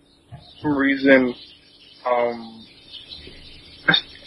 I'm not, for example, Japan's not a really Western country. I mean, It has a lot of Western influence. Okay. Quick, really important, desperately important note here. Okay. Japan has a lot of Eastern influences in its thought and a lot of its culture, and it also is a really tremendous victim of American imperialism. Yep. So a lot of its shit is, like, extremely, like, intentionally Western. Though in some ways, to a lesser extent than, like, South Korea. Yeah. To a lesser extent in South Korea, but, like, be careful when talking about modern Japan, but if you're talking about, like, Imperial Japan or before, then, okay. Modern Japanese has W, the English letter W as a letter. Alright, guys. I couldn't hear either of you. We need to try and let other people speak without interrupting. I know it's hard to do, but, like, we need to try and avoid talking over everybody. Everybody err on the side of letting the other person talk. I'm sure if everybody tries to err on the side, I'm sure. The main problem. I like the constant. If I do that all the time, I'll just like. more engaging listening. No, I way prefer us all just interrupting each other. It's way more fun. Not everyone's just talking at once. Yeah. We're all talking at once in favor of talking at once.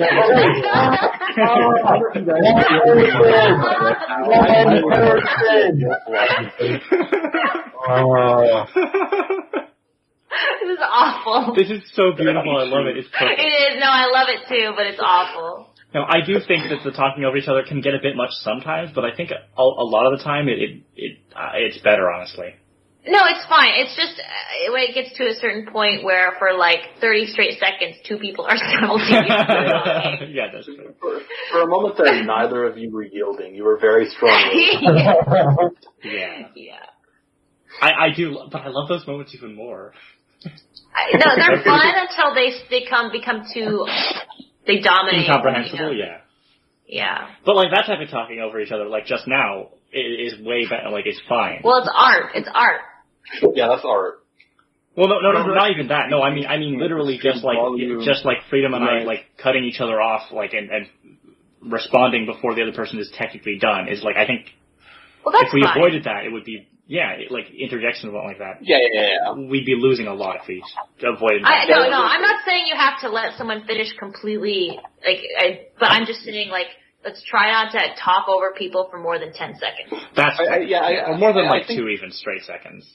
I think the best approach here is probably to, like, use your words to probe whether or not they're willing to give you a second to talk, and if they aren't, then just let them go. Guys, yeah, but like autistic? most of us are like fully autistic. For sure. No, because that's literally the thing. Is that point? That is the strong issue. In the region where I was living, right, there was actually a very small amount of Westerners, right? But for some reason, a lot of Japanese, even in Japan, they listen to Wino and they enjoy it. They dance to it, right? Oh, really? The thing is, like, yeah. Cool. And the thing is, it's weird because they dance to, like, traditional way. They, like, stomp. It's supposed to be... how do you pronounce Wino? Whatever. Oh, sorry, how do you spell Wino? H-U-A-Y-N-O. Wino. It's supposed to be catchphrase. Can you type it out in the voice text?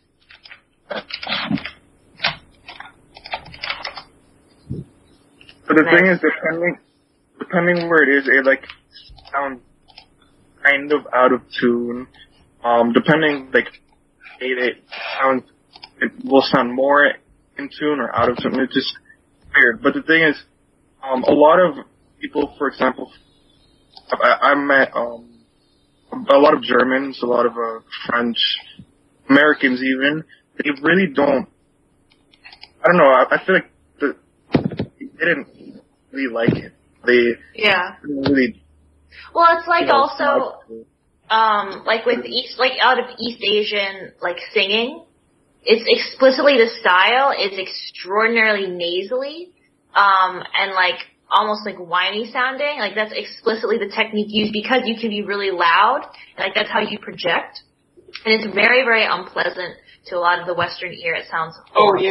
Chinese opera. I bet for a lot of people, opera would sound awful, or even just like anything along those lines. Yeah. Personally, I'm not a fan of opera, so. Yeah, that's fair. Okay, so this feels like an okay point to move on because we're maybe a third little bit through the document. Oh god. Yeah, keep going. All right. Then he goes on to talk about expectation, belief, and hope.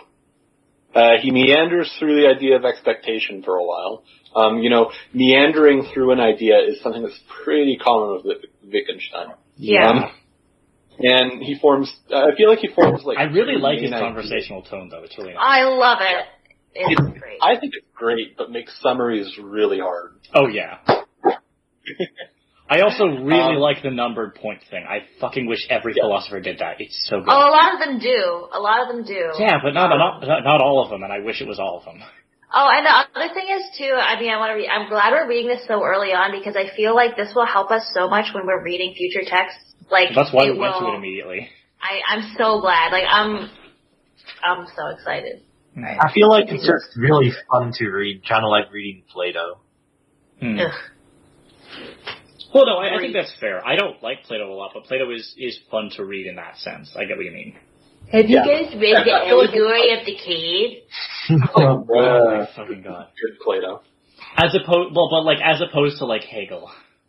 I love the jokes about Plato. Hilarious. Okay, anyway. Yeah. So I think in 581 there's this really important part, or at least it struck me very heavily, where...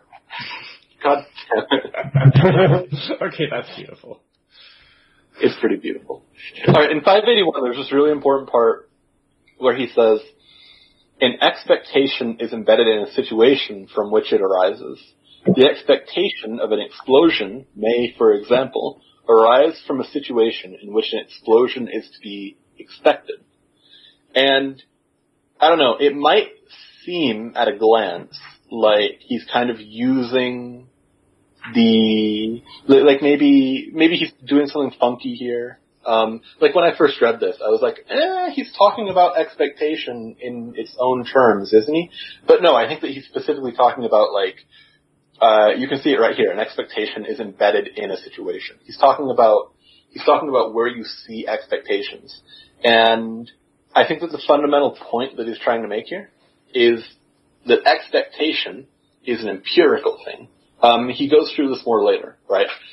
You have expectations because of what you know about the world, right? Expectations aren't an a priori thing at all. And I think that's really important later. It's interesting you're saying that because, like, I don't know. I mean, you're getting something out of it that I think, maybe I'm just remembering it wrong, but is just super different from what you're talking about. We're around 581 right now. I'm also talking about some stuff that comes up later. But just, I was focusing on, like, the difference between, like, expectation as, like, a feeling, like, pointing to one's, like, feeling of expectation versus, like, one's awareness of the situation and, like, the comparison between that, those two different states. That's what I was paying attention to. I've actually been bullshitting through my notes and not actually following them very closely in this section. Okay. But I actually, that's fine. I also, the reason I'm saying that is because, I have this thing written in my notes, that he's actually forming two different ideas of expecting. So, it's not like you're the only one that picked up on that. I just felt like it wasn't as important to his overall point here. It does though seem like he's more talking about the feeling here, yeah. Yeah, I feel like the emphasis is on like how like. Well, he mentioned specifically the feeling, right? Yeah. He's talking about feeling a lot in this area. Like he literally says, instead of saying I expect the explosion any moment now, someone whispered it'll go off in a moment, then his words do not describe a feeling, although they and their tone may be a manifestation of it. Yeah. Yeah. Okay. Yeah, they don't describe the feeling, but they arise because of it. Okay, that makes sense. Oh, and then, actually, I love this. I'm just going to read it because I just like this. It's section 583.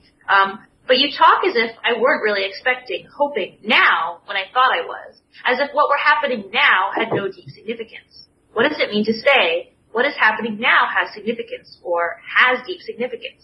What is a deep feeling? Could someone have a feeling of ardent love or hope for 1 second, no matter what preceded or followed the second? What is happening now has significance in these surroundings. The surroundings give it its importance, and the word hope refers to a phenomenon of human life. A smiling mouth smiles only in a human face. I don't know if that's deep fair. feeling is like a crunchy feeling. What? It's like a crunchy feeling. I don't like that word. I love that word. Yeah, it's a crunchy I don't know if feeling. it's being applied perfectly here. But I think here I think he means deep. Yeah. Not crunchy. Fucking, I do and think that this he's is... talking about, like, basically, the perspective of it, like, we basically, it's value to us, space. This is building towards a larger point here, which is the very heavy contextuality of language. Yes, definitely. That's Which is kind of the whole point point of, like, philosophical investigations. Yeah, that's a really important point, right? Like, because of the contextuality of language, it doesn't really even, it does make sense to talk about a definition of a word, obviously, but it doesn't make sense to talk about the definition of a word as a concrete thing, you know? And I think that the contextuality thing plays really heavily into that. What the fuck is this? Let's just ignore it. I'm looking at it.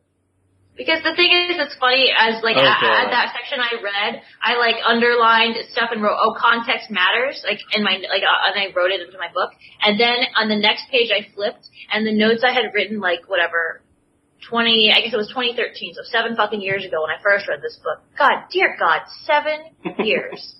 Over 7 years, because it was in the winter, spring semester, I believe. Oh, was it fall? It was 7 years. Whatever it was 2013 when I first read this book. I wrote context is everything on the next fucking page. I was like, God damn! Look at me go! What are your thoughts about your notes from, like, 7 years ago? You haven't grown at all, you completely think the same. What? You haven't grown at all, you think completely the same. I mean, I don't know if that's, maybe, I guess, or maybe it's just that I get the same things out of the text. Like, I see it, when I see something I've written before, and it's the same thought I have now, I feel good, because I feel like I was feeling it and understanding it then, too. And I feel like it's consistent, like, what I'm seeing, the value and meaning I'm finding in the text it feels like, it's more reliable, like the conclusions I make are more reliable because I come to the same ones even after reading it a second time. That's how I see it. That's fair. Yeah, fair enough. Alright. Fucking, I feel like there's a certain disconnectedness about this entire thing. And the disconnected feeling doesn't stop in this section either. But I feel like at the very least, in this section, there's a really strong common thread here, which is throughout, like, the next few pages, if not, like, half of the rest of the book, the main point is the ways in which context matters, you know?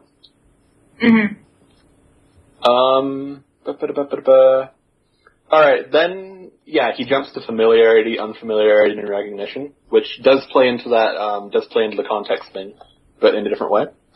And if we jump ahead a little bit, let's see here. Why do I jump so far ahead? 1 second. What's in this section? Oh yeah, this is just more of this section, okay. More of talking about the same thing. So yeah, in 601, he's got, in my copy it's actually bolded here. Nice. And, Oh yeah, I do same here. I do think it is really important. He says, when I talk about this table, am I remembering that this object is called a table? Did you recognize your desk when you entered the room this morning? And I should say, no doubt, certainly. And yet it would be misleading to say that an act of recognition had taken place. Of course the desk was not strange to me. I was not surprised to see it, as I should have been if another one had been standing there, or some unfamiliar kind of object. And I mean, he's not very oblique about his point here. He's straight up just saying familiarity isn't an active thing. It just happens. What I was saying is that you really only become aware of familiarity if you are expecting something that isn't familiar. Like when you come back to your hometown, you sort of are anticipating it to be different, and then when it's familiar, it's because it's in contrast to your expectation that things will have changed. Or it's like surprising, like in a positive way. Like, but this isn't the surprising kind of familiarity. This is an entirely expected familiarity. Where nothing has changed, you didn't expect anything to change, you're not looking for any sort of change. I think that either way, familiarity is fundamentally tied to expectation. That's fair. And also, I just wanted to make the point, because this is something I wrote, like, do you recognize your desk when you entered your room this morning? And like, what is like the recognition? Like, recognition, happens, like, oftentimes it'll happen automatically. It won't be something you're aware of, but it does happen, like an automatic recognition. Like you see a chair, you know it's a chair, and you sit in it. You're just not pointing to that recognition. You're not pointing mentally to that awareness. But it is happening. It's functionally happening. What the fuck does this mean? Sorry, just ignore it. Why do I look at every meme that you send? What the fuck? I also do, yeah. Damn, that's crazy. Good luck, though. Hell yeah. I was that way with my old job. It was not a good job. I mean, yeah, fuck it. No, seriously, jobs that do that, though, are so fucking terrible.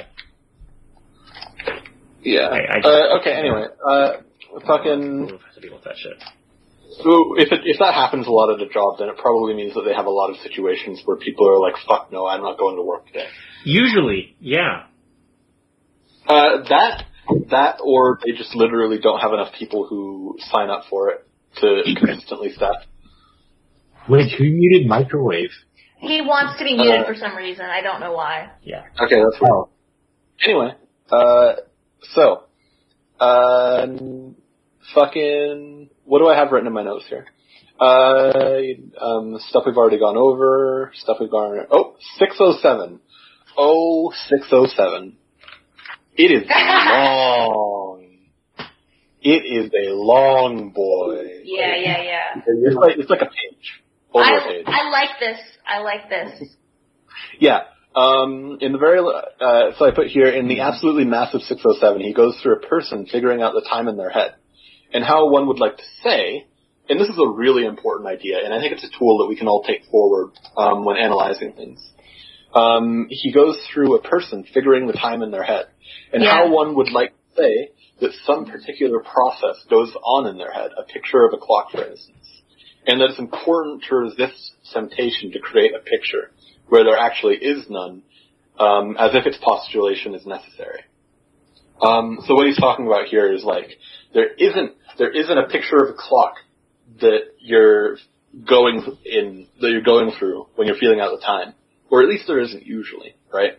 No. And that when you try to explain that phenomenon further, you should really work hard to, like, not to create some sort of abstraction that isn't there, just in order to feel more comfortable about understanding how it works. Mm-hmm. You know? Yeah. Well, because you're not reading it off of some internal, like, visual clock or something. You're just You get a you just vague have impression of it based on probably your knowledge of what time it was Yeah, previously. you have and an impression of it from a knowledge of how time passes normally. Yeah, this is what I was getting at. It's a very sensational thing. It's very much you just feel it. Like it feels like it's been 10 minutes. Like your body just has like that, has an idea of what it feels like when a certain amount of time passes. Yeah. Yeah, and it's also easy to fuck this up, right? Like, you can think, what amount of... It's very obvious. Right now it feels like it's been about 2 hours since we started the meeting. Right? It's not a... I don't have that a... way. No, It feels more like an hour. Yeah, it feels like more like an hour to me. Really? Oh. No, I feel like 2 hours. It feels like we've only had about an hour's worth of discussion, work. but that's because the first, hour of discussion was, very little and started late and started... We didn't start talking about the work until an hour in. Yeah. It's also worth remembering that, it's definitely it's one of those practiced empirical things, right? You have a feeling, but the feeling is itself based off of checking your own work, right? Mm-hmm. The feeling, the feeling is based off of all the times where you have thought to yourself, how long has it been? And then you've said, it feels like it's been about 15 minutes. And then you check your clock, and it's been 10 minutes, or it's been half an hour. It's based off of all of those times where you get it wrong or right. That feeling adjusts. Yeah. Yeah.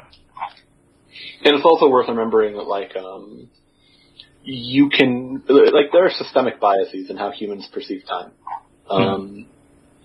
I don't actually remember any of them off the top of my head, unfortunately. There are systemic biases in everything about humans perceive everything, so I think that's entirely fair to just even say without having ever had specific examples. There are systemic biases in humans. Yeah. And can I just say also, I love how he uses the term atmosphere to describe something, a characteristic of guessing the time, as if you were surrounded by an atmosphere, a characteristic of doing so. Or he talks about it would never have occurred to me to think that sentence had such an aura if I had not thought of how one might say it differently. I mean, just talking about how there are these he's using imprecise language because it is by nature an imprecise experience of just a feeling, an impression.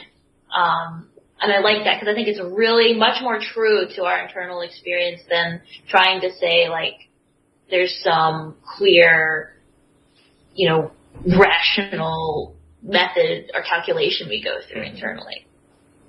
Yeah. And then Ed said, if you extend that to your whole life, would you prefer to end up feeling like no time passed or that time passed slowly? Wow, big brain questions here. Big brain. All right, I'd like to direct all of your attention to 611. The second paragraph of 611. Waffy. That's all I have to say.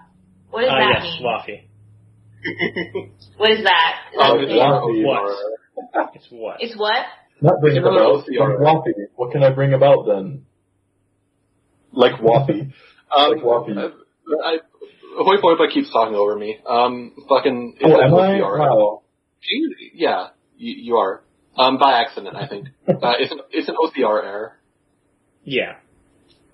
There are lots of OCR? Most of the things I've seen that have OCR errors still have the original scan over top of it, so it at least looks right, and you just can't search it right. But this, it's they just replaced it with the OCR text, so sometimes you just got weird shit in there. Okay, no, I really think that what they should do is they should literally just replace it with a picture of the text. That's what they do. That's what they do for a lot of them.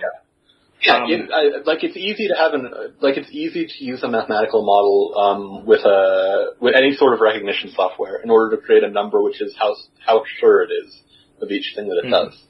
So you could drastically reduce how often that's a problem if below a certain certainty threshold it was just nope, we're not using the text we generated here. Or if below a certain threshold you just had something to look at it. Yeah, well that's what they did for a long time with CAPTCHAs.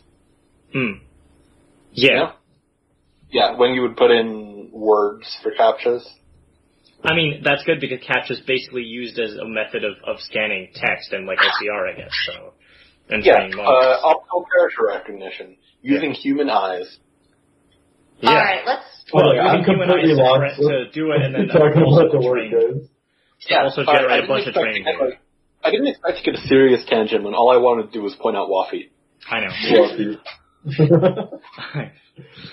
Okay. Like Waffy. Waffy can I bring about then? Yes. Okay, so. Where is it here? Wittgenstein starts talking about willing for a bit, bringing things about, that kind of thing. I do think there's a very important point here.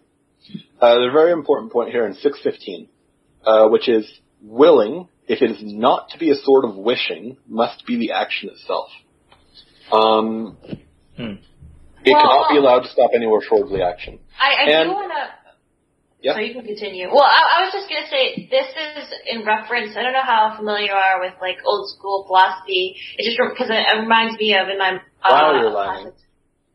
Is it better now? It's fine on my end. No. I didn't hear you lagging. Wait. Really? Something, I think it's your issue, yeah.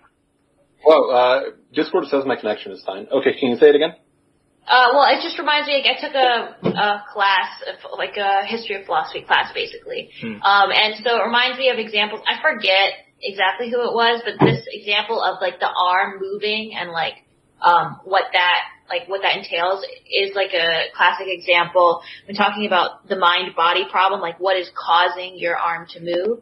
Like, is it your mind? How does your mental substance interact with the physical substance to make your mind move? Mental substance. Because the mind-body problem is a problem with dualism. So mental substance is exactly the right term. Oh, okay, never mind. Yeah. Dualism. I wasn't aware of the context. I thought it was no worries. supposing that. No. But I guess always ask, because not every. This is a book club. We don't like assume that everyone has like full context. And we can't even assume that everyone's read the thing we're talking about. Yeah. So, it's totally valid. But that's, just like the context for that example, and like thinking about what causes, what is the cause of, an action you choose to make, like, what causes that, cause you can say, oh, well, like, the reason you physically move is because you mentally, tell yourself to do it, but then what's the cause of that mental thing? Okay, and then you get into the issues of, like, dualism can only make sense if it's only interactionist in the direction from material to immaterial. Otherwise, it gets into, like, fucking problems with science, like what you can discover empirically. Is just like wacky. It's just spooky because you think about. I think the only dualism that could even make sense is non-interactionist dualism. Personally, like. Non-interactionist dualism is basically meaningless. Is the issue. But it's not like. It's stupid to talk about the substance of reality. Reality is all made of one. Like it's monism. It's useless to think of it as like to separate it. Because if you separate it, then either it interacts and thus is functionally monist, or it doesn't interact and there is no meaning to be had by postulating that it is dual. Metaphysics in general, trying to talk about the substance of reality. Well, no. The important thing isn't whether or not there's meaning to be had in a statement. It's whether or not it lets you defend religious precepts. That's fair. That is usually why people go with any sort of dualism, especially non-interactionist dualism. So that seems fair. I don't know if anyone disagrees with that. Anyways, continue. Okay. So fucking, what do you guys have to think about this? Fucking willing, if it is not to be a sort of wishing, must be the action itself. Well, I like this, in a sense, but it's kind of prescribing a definition. I don't think it's necessarily, describing how we actually use it. It's just saying if we're going to try and make a distinction about certain things that go on when we do stuff, it's more useful to, define will in a way. I think realistically, will in the sense that it's used it can refer to wanting or as actually as the action, right? Because it frequently is used to describe the sort of wishing, even though it doesn't have an actual effect. Yeah, even in my notes here, I have before, like I didn't say it out loud, but before I even have the quote from 615, I have first important thing: Wittgenstein doesn't mean willing in the same sense as wanting. Yeah. Yeah, those two words are very vital here. Even though I don't think he says wanting, he says wishing. If anything. Yeah. I'm talking. Yeah, this section was hard for me to read. Yeah, I but put notes like he's saying, like if it is not to be a sort of wishing, then it must be actually he's because those are the only creating two a types. definition for it just in order to have a framework to talk about it, so that we're not mixing definitions up. Yeah, I think that's important. That's what we have to do. Yeah, I think it's totally fair to be to say like it means like either wishing for something to happen or actually just acting in order to have it happen, because there isn't really another definition outside of those.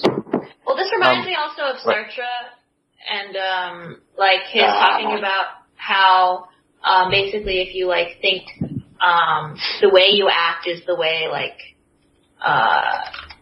everybody should act given your particular situation, or you have to think about it that way. I don't know if anybody is familiar with that. With Sartre at all. Never mind. So I have something to say about if willing isn't wishing, it's a sort of action. What if you think you're doing something but you're not actually doing it? Like it feels like you are, but it's not actually happening. Are you still willing it? I would say that the answer is yes if willing is a kind of wishing, and no if willing is the action itself. I would say that yes if the willing is the action. It's not really a type of wishing. Because it's the act. I would say it's the act of like attempting to do the action, not like. I agree. I agree. So even if you think you're doing the action, but you're not because you're like hallucinating or something, that's still willing. I agree. Is the act of attempting to do the action an act if it's not having any effect? It describes the mental state you're in, because what to will is a mental state. Yeah, willing I think is a mental state. Even in the way that Wittgenstein is describing it here. Yeah. Okay. Willing is the mental state of like attempting to do something. I'm squinting a little bit here, but okay. Well, that seems to be the way he's defining it. That's how I would define it. Normally. Yeah. I mean, it doesn't mean that, like, and again, this is willing in this particular type of willing that he's using in this section, not the actual way we use the full use of the word to will. Yeah, okay. I wonder where the bold text in the scan comes from. There's no bold text. There's no bold text here. Yeah, no, but I mean, like, it's clearly based on something. Like, maybe it might be just like a weirdness in it, but like that. It's strange because, like, all of 601 through 602 is, like, fully bolded. There's no, like, little bits that are missing. But then, midway through 618, just the word one is bolded. I feel like if you bolded any two propositions in here, you would probably feel correct in claiming that they're important. But there's nothing bolded. Nothing should be bolded. Yeah. So that's what I mean. I'm wondering, like, what's caused the things to be bolded. From the scan problems or whatever. Yeah. Well, yeah, it's obviously probably a scan problem. I'm just wondering what led to it. Yeah. This thing seems to have been scanned, like, decades ago. Oh, yeah. No, it's clearly not a good scan. Like, this page number up here says I60E. Yeah. And then it's I6IE. I don't think there's a single exclamation point in this whole book. I'm pretty sure it's all just ones or something else. No, there are exclamation points. I think there are. No. It's rare. No, I don't think there are any in the scanning. Oh. Well, let's try. I'm gonna search. Yeah, you can Control F exclamation point. I don't think there are. No, I think it's failed to recognize any. Oh wait, no. Muscles and joints. Where? Muscles and joints. Oh, yeah, there's this bit which is like, and nothing is more wrong-headed than, literally in the last section. Like, yeah, right, 624. In 693, the last proposition. Also 624, like, right after where we are, like. Okay, I guess they did a better job. They do at least have some exclamation points. It's not perfect. There are a lot of issues with the scan, but there are some. Wait. Fucking. I don't know what you're talking about. I see 173 exclamation points. In this. Yeah, no, I do too. It's fine. Yeah. There are plenty of exclamation points. Okay. Okay, Enough so about off of that weird Enough bitching about the scan. the scan is trash. It is It trash. is trash, to be fair. You guys should just buy the physical book. Oh man, am I still on 80? But you No, can't I'm not. Control F search a physical book. True. No, you can't. True. Mind you, you can barely Control F search this book, but like. Okay. So, fucking... Oh, actually, you know what? Actually, my edition has an index of, like, specific words, so, like, paradox, or, like terms, so, like, Yeah, it's sort of like a Control F. It's sort of like a Control F, because if there's, like, you can just look through the index for a word, and, like, it'll tell you where it appears in the text. But it's slow. That is interesting, but also it's very slow, yeah. Okay. I almost find it entertaining that by microwave. See ya. Oh, bye! I almost find it entertaining that in this book, which very strongly makes the claim that words don't have singular meanings at all in like any sense, has an index which organizes it by word. That is entertaining. I mean, it's not like contradictory, but it's very funny. Yeah, I mean, it's almost fun, right? Like, you can find all the instances of a specific word as an exercise, and then look at the variousness of which their uses are, or look at the various their uses. Yeah, I like that. Alright, so what does it mean to will then? With this will not as a sort of wishing. Right. In 621, he says, what is left over if I subtract the fact that my arm goes up from the fact that I raise my arm? Are the kinesthetic sensations, my willing? He also talks about using electric currents to provide the kinesthetic sensations involuntarily, meaning that those can't be the willing. Yeah, I would say that it's not the feeling of feeling like your arm goes up. It's like the intent behind causing your arm to go up, whether or not you succeed or not. Yeah, in other words, in the sense of willing in 615, we've kind of proposed something vacuous, you know? Well, not vacuous. Willing if it does not be a sort of wishing? It's not something vacuous. It's not even to be involved. It's literally like describing the act of attempting to, like, for this example, raise your arm, right? Even if you don't have an arm and don't even have the ghost arm, whatever, the fake sensation of having one after it's removed. Yeah. Like, it's the act of attempting to do that, whether or not you can even, like, whether or not it's even a thing that you can do, like, anymore. It's not talking about the feeling of doing it, or the intent of doing it. It's like the actual doing, even if you can't. All right. He does have that section where he talks about how one might want to think of doing as completely separate, so to speak. Where does he say that? It was a section I found 620. I do seems to have a definite sense separate from all experience. Yeah, this section felt kind of annoying to read to me, but like, that's fair. I think it's because the concept is very difficult to like. Yeah. Like I've talk about. It's just because we don't have words that are very clear on it. Yeah. Like we're trying to separate out things that we're talking about, but there aren't separate words for them. Yeah, will is it's complicated. It's really complicated, and what constructs you use to talk about it.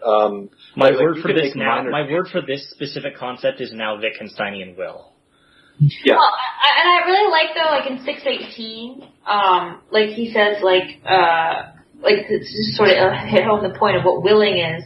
It's like, one can say, I will, but my body does not obey me, but not, my will does not obey me. Like, that's not what's in our translation. That's what it says in mine. Oh, so you said, what was it, 619? I thought you said. 618. Oh, 618. Okay, never mind. Sorry, yeah. I misheard. Yeah. I think that it's like you can't fail to will. You can't try to will. You just will. Yeah, because will is the act of trying. Yeah. Yes. All right. Which I like. I think that illustrates like what he's getting. Yeah, at. I do really like the concept he's building for will, what it is. Yeah. All right. Yeah. And one might say, I can always, and inasmuch as I can, never try to will.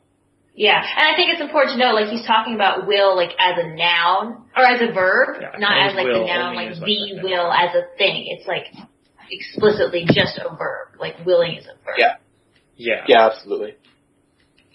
Yeah, we're not talking about one's will, we're talking about willing as an action, Oh, and if you didn't see this in the chat, there's this thing that I think is kind of cute. In German, the word for want is will. Nice. So that's kind of nice. I heard the hypothesis before that us fucking Englishmen, we decided that we slowly morphed the word for want into inevitability. I don't know how accurate that is, but that's entertaining at the very least. That's like a concept. Yeah. I don't know, that's probably not accurate etymology, but it's fun. It's probably not accurate etymology, and if it is, it doesn't really say that much about our intents or anything. It would just be ironic. Yeah. It is a nice little, or serendipitous even. It's a nice little note on the shared source of the idea in our language, in English, of the will as the thing that you exercise, and will as a word that means, like, something that's going to happen. Yeah. Yeah, like will as, like, the future tense verb. Yeah. Will as in shall. Yeah. Will as in shall. Yeah, it's nice to see the shared connection there. I fucking love that English has so many words for, like, in a lot of cases, words that are, like, identical in their meanings, so you can, like, elaborate on which version of what word you mean by using a different word. I actually, like, unironically, I think that's really useful, and I love it. I think that's the thing for most languages, and it's a good thing. I only natively speak English, so I couldn't say. Well, I don't know. My mom was telling me she was having trouble. Like, she's full-on Taiwanese, right? And having trouble. Like, she was talking about some more, like, I think she's writing journaling about her experiences and, like, some more, you know, of her philosophical observations about life. And just saying how she was having a lot of trouble putting it into Chinese. Granted, she's been living in the States for a long time, but she just said it's so much harder to find the words. Like, it's so much easier in English to describe a lot of, like, these subtleties. Well, and we do have a lot of... there's more words. We do have a lot of words. Well, and I know in Japanese for, like, a lot... Like, there's not, like, a very... I don't think there's a way of specifically clarifying... Like, just a bit of weird Japanese linguistic history like, the word for green and blue was the same word for, like, a long time in Japanese. Like, they weren't considered... Oh, it was the word in a lot of ancient languages. Yeah, it's actually really common for relatively disparate colors to have, like, as an example, right, most languages don't have a name at all for the color brown. Really? There's been a distinction between red and brown for a long time. Yeah, well, here's the thing. Brown is just... Like, orange. Orange is already a pretty specific color, right? We didn't have a word for orange until super recently. Well, yeah, like, brown is like burnt reddish orange. Like, it's... Yeah, it's dark orange. Yeah. It's like a very specific... Well, it's not just dark, it's also usually slightly less, saturated. Have you ever been in a fucking... what do you call it? Have you ever been on one of those color wheels making art or something? Fucking and trying to get brown. Yeah, brown, literally just dark orange. If you go to orange, and then just pull it down. Yeah, if you go to I usually say slightly less saturated too, but yeah, in an HSV sense, yeah. Yeah. Well, I mean, definitely if you want to get, like, the ideal rich brown, then, like, you might need to move it around a bit. But yeah, no, it is. Yeah, if you take orange, maybe a slightly redder orange, and just slightly desaturate and turn down the brightness. Yeah, it'll be As right. much as I love talking about color theory. Yeah. Sorry. Fucking, oh yeah, this is fundamentally related to language, which is, We were talking about actually- language, yeah. people have actually observed patterns in how languages develop, names for colors, right? Mhm. Like it turns out that there's usually certain colors that people come up with names for first. Mhm. Black and white, correct? Yeah, I don't remember exactly which ones they tend to start with. Brown, Pretty sure green, it's black and or red, white. green, and No, I don't think green is one of the earlier ones. yeah, because everything around us is green. You would think green and, well, I guess green and blue would be like, Well, blue is actually very recent It's the color. latest, because it used to just all be green. I mean, in Yeah, a lot of like the languages, ocean used to be green. in a lot of older languages, green and blue are basically Yeah. the same. Yeah. Yeah, because there wasn't a green pigment. yeah. Like, indigo is like something that was only found in the New World. It's only been around for a couple centuries. Green pigment. Yeah, fucking, yeah. I'm pretty sure black, white, and red are like the first three colors because obviously like how bright something is and then like the color of blood. There's usually Yeah, also, that's fair. well, no, you usually have a word for like, at least like blue/green, because Yeah. it's extremely prevalent around us. Yeah. Yeah. Even more when most languages were developing, like earlier languages were developing than now, but like even now, it's fucking everywhere. Yeah. Yeah, now everything's gray.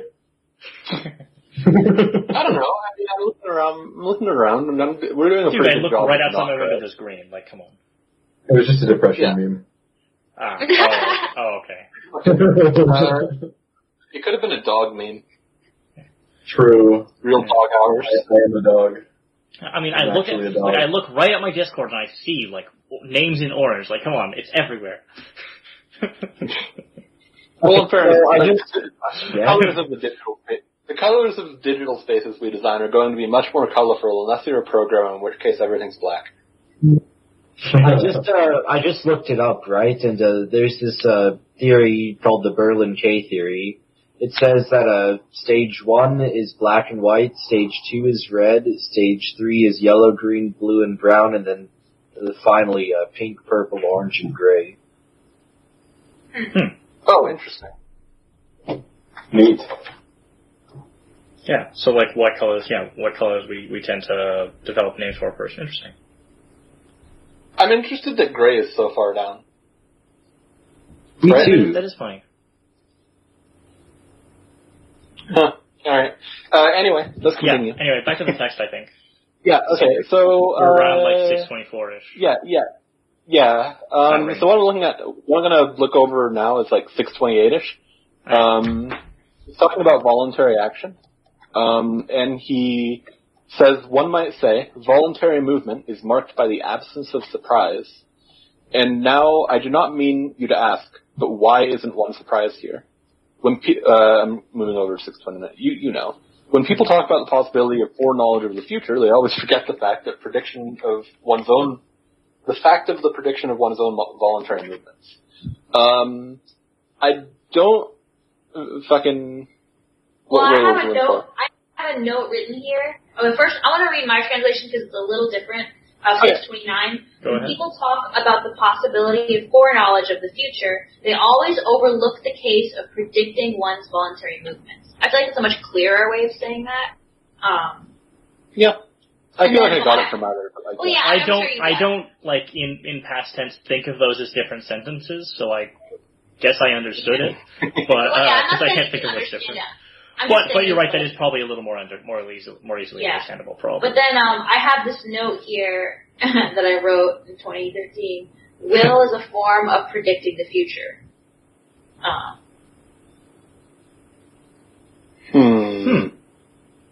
Yeah, I suppose that makes sense. Well, I don't know. What I see from, I don't know, let me just read out the rest of my notes here, because I think I actually kind of disagree with that. I do want to go back to 617, where he says that the knowledge that your fingers won't move when not touched. So if we go back to 617, because I know there are people who actually haven't done the reading.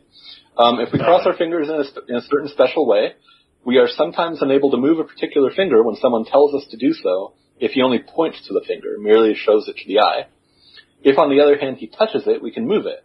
One would like to describe this experience as follows. We are unable to will to move the finger. The case is quite different from that in which we are not able to move the finger because someone is, say, holding it. One now feels inclined to describe the former case by saying one can't, and then he talks about will, which he goes on to clarify later. But I want to talk about this case. In which case, Wittgenstein, contradicting himself, says that you can try to will to do something. Yeah. He clarifies things a little bit further, I feel like. I don't think he's saying you can fail. I'm just saying it's like in order to will something, you have to like know what you're trying to will. Because when it says like he doesn't. Yeah, I think that the second paragraph of 617 is exactly what you're saying here. That in this case, the finger, as it were, paralyzed. The finger is, as it were, paralyzed until we feel a touch on it, is shown by experience. It could not have been seen a priori. And I think this is really important because it seems like what he's saying is that what falls under the realm of the voluntary and is like a matter of empirical analysis, right? Which I think disagrees with what you were saying earlier about, I don't remember exactly what it was, but... Well, I said will is a form of predicting the future. I mean, I wonder that no is just to say, like, when you will something, it's like you know, or are trying to, like, are making a prediction about what's going to happen. I mean, it may not actually happen because, like, you failed to will it or something, but, like, it is, like, when you will something, you are saying this is going to happen. Well, not you failed to will it. Your will failed to become enacted. Well, no. But you didn't fail to will it. You failed to make it real. But you didn't fail. You didn't fail to will it. Yeah, exactly. I think we actually agree on this now that I think about it more. Yeah. It seems like you're using the word will in about the same way that I'm trying to use the word voluntary here. Yeah, the point is that when you will something or when you do something voluntarily, you're predicting the future in that you are saying you're saying to yourself sort of, this action is going to have this effect. Well, yeah, I mean, willing to do something and then it happening is voluntary action. Yeah. At the very least, using Wittgenstein's definitions. Yeah. This is funny, by the way. I'm such an expressive person with my hands when I talk, and I do it so fucking involuntarily. I did this big sweep with my arm as if moving it voluntarily, right as I was saying something earlier. Yeah. And I can imagine the motion you probably did there, yeah. Yeah. It's fucking, it makes me feel silly when I actually think about it, but like it does, it helps me think a little bit. I'm still moving my hands. I'm fucking flailing them around helplessly right now. It's all good. I'm a very expressive person when I talk. Stop thinking about your own motions in a meta sense. It gets confusing for yourself. Yeah, it gets confusing really quickly. I don't know.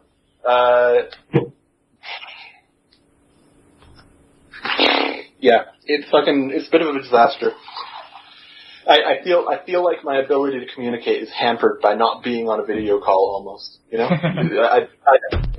Face reveal when? Right now. Turn it on. Feel right. Yes. Turn that cam on. Do it. Turn that cam on. Yeah, sure. Turns out he's completely naked. Turns out I'm completely naked. No, I'm not naked. He's not wearing pants. You wouldn't even be able to see if I'm wearing pants. I could take my pants off and then who's webcam like faces the way that you can tell if they're wearing pants. Alright. Fucking let's see here. Alright, now I feel like I'm bitching out if I don't do it. Oh, nice. I'm excited. Oh my god, there he is! Hello. Wait, do you have long hair? Oh my god. Yeah, it's quite long. Not Doesn't bad. everyone have long My hair hair's pretty long too. I have long hair too. Fucking long hair is weird because it's like. Also, if you're wondering why I have a locker in my room, I don't know either. Yeah, that is weird. I will never again imagine a frog talking. Man, you know, I love being able to see your face. I love seeing people's faces, honestly. Like, we can make this a video call. Alright, good. At this point in the recording, there is severe lag. None of this bit is recoverable, but it was also mostly just talking about the fact that we were on video, so nothing of importance was lost. No. It's a different kind of pressure, I swear. Alright, so... I got it. We're getting very distracted. I'll continue doing the thing soon. One more time. Give me a second. You can. Oh! There we go. It had the wrong one selected. Hello! I exist now. Hey. Nice. Yeah, I was like, geez, this should be working. I had... You can't thought it was Hey. I kind of was full pro. Yeah, no, it's full. It's That's amazing. That's fucking amazing. I love it. I love it. I absolutely love it. Wow. Honestly, we all have really memorable hair. We do all have really memorable hair. How is your hair memorable, Foibah? It's not memorable at all. It's like you need a haircut. You just need a haircut. Dude, that's all it is. Dude, everyone here needs a haircut. Let's be fair. I have well, I mean, okay, Freedom can get away with not having a haircut, but like... I haven't cut my hair in 2 years, honestly. Yeah. Not at all. I also haven't cut my hair in a similar length of time, not gonna lie. Yeah. I just cut my hair like a You know what? You put essential oils in it, and it's totally healthy. Yeah, sure. No, but actually essential oils are great for skin and hair. They're garbage for anything else. Like, they're Oh god, those fucking people who breathe it in, like vape it, are going to die. Well, no, because what you can do is you can use like call it a vaporizer, but it just puts it, makes it smells nice in your room. Like, that's the thing. Like, Sure, but nice. essential oils are not something you should be breathing in as a general rule. They're incredibly unhealthy to do. Well, to breathe in a lot of them all at once, but if you just have to, it's like burning a smelly candle in your room. Like, what's the difference?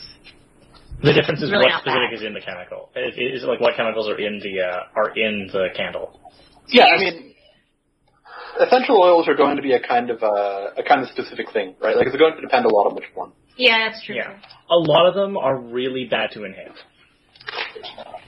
Really? I didn't know that. Yeah. Like, which one? Not all of them. A lot of the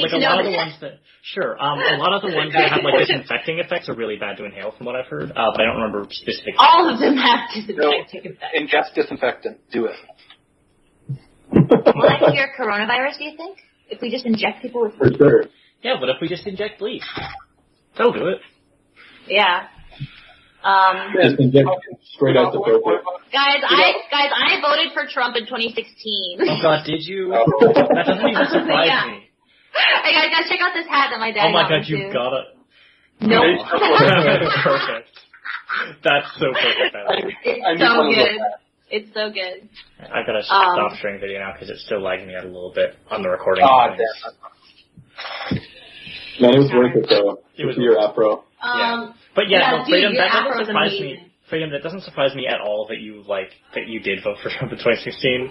I'm also going to guess that you probably aren't going to in 2021. Yeah, I'm not. JoJo! Joe Jorgensen! I would have loved Bernie as an option. It's not that surprising that he isn't, but I would have loved it. You're not even American. I was born in the U.S. and an American citizen. Okay. So I voted in the last election, and I'm going to vote in this one. Oh, okay. You can continue to vote even if you're living somewhere else? Yeah. The U.S. doesn't recognize dual citizenship as a thing. Oh. I kind of assumed living there was like a requirement. No, you can vote One of your parents are Wait, American. Sam, are you not in the U.S.? I thought you were in the U.S. No, I am in the U.S., but I find that weird. I would think that we would have like Dude, not all Americans know the specifics of American law in regards to voting abroad. Like, That's true. Yeah, no. I genuinely would figure that one of the requirements would be that you're subject to the laws that you're influencing by voting. well, you also still have to do American taxes. Oh, I know. Oh, really? Yeah. I mean, you don't have to pay American taxes because you're not making money in the U.S. or whatever, but you have to do American taxes. Okay. Mm-hmm. That's weird. I don't understand it. But the U.S. does not recognize that dual citizenship or plural citizenship exists. Legally speaking, it just isn't a thing. Got it. That's. Well, like, I mean, but you can't have it. It's fine. Like, for instance, China, you can't have citizenship Yeah, the U.S. doesn't prohibit dual citizenship. It just doesn't recognize its existence. I mean, which is super weird, but I'm okay with that. Yeah, I mean, it also means that it's not an easy thing for like Republicans to decide to like do a specific thing, like target dual citizens, which here in Canada, our Conservative Party did. Dual citizens, I'm pretty sure still even can be deported. Okay, that's for certain crimes, yeah. That's interesting. Which, yeah, I'm glad that the U.S. doesn't handle things that way. No, that's actually a good system. Like, the alternative is that you just straight up have different laws for one group than for another group, just because they weren't here originally. Mm-hmm. That's silly. Yeah, I think you can, like, stop being a U.S. citizen, but, it's not like, it doesn't happen automatically if you become a citizen of somewhere else, unless that somewhere else requires you to, in order to become a citizen of that or there. But, like, obviously Canada doesn't do that. Yeah. Is there anywhere that requires you to revoke citizenship in order to be a citizen? Probably. Yeah. I don't know if there are places that require like specific, like in general, revoking citizenship of anywhere else if you want to become a citizen there. But I'm pretty sure there are places that at least like you can't be a citizen of other specific places if you want to join. Oh well, no. For China you can only be a Chinese citizen. You can't be a citizen of any. Okay, so yeah, that is a thing then. Yeah. Yeah, it's not specifically targeted. It's just you can only have Chinese citizenship. You can't have any. Oh wait, I do actually have to turn on video again, because tea and a whole pot. Because nice, you've got it. Very nice. Oh my god, I love that I got to see you. Yeah, I've got a pencil sharpener on my wall. And beneath that is an entire thing of tea. Like that's all just random assorted teas. I'm in elementary school all over again, except with extra tea. With extra tea, This is great. This is great, honestly. I've not had a conversation in a group of people that I don't know IRL in video chat in like ever, maybe. I have like a few times, but it's not a regular occurrence for me either. Yeah. It's very novel. Oh, since we're on video chat, I made this thing years ago. I like it. Wow. What is it? It is an origami. I think this is an icosahedron. Huh. Yeah. Okay. Cool. It's pretty. It is pretty. It's its only function. Nothing wrong with that. Makes it a good decoration. Yep. All I do is just set it over there, and it doesn't do anything. Nice. Don't worry about it, right? I could have hung it on a wall. I didn't. My roommate literally just made something that looks exactly like that. Nice. Yeah. If you can take a picture of it, that'd be cool. I might recognize the design. It's modular origami. It's made of, I want to say 30 pieces, but that feels like too few. 5, 10, 15, but that's 30. That's 30. Do we want to continue talking about Wittgenstein? Yes. I think we should probably continue talking about it. We got like totally sidetracked by realizing we can do video calls. Yeah. I think it's not realizing we can, it's realizing people are willing to. That's the thing. Well, that's true. I mean, it's funny because there are enough people in like, especially those reg associated groups that like aren't willing to even like speak in voice, let alone. Well, so yeah. The thing is, like, I'm fine with you guys because like you guys are chill, you know what I mean? But like I wouldn't want to do this just like in like like Gregoria, like when it was there. Oh like, God, I would never like. Oh my God. You know, that's really a disaster. They're going to dock me based on the position of the sun, based on your plan. It's not even that. It's just like. But yeah, Queer Unity was safe and was good for that. Yeah. There's this joke about. I think it might have been someone here who said it. Like, if you, maybe it wasn't though. If you want to find the good version of something, go to the queer version because they're going to actively exclude the Nazis. That's fair.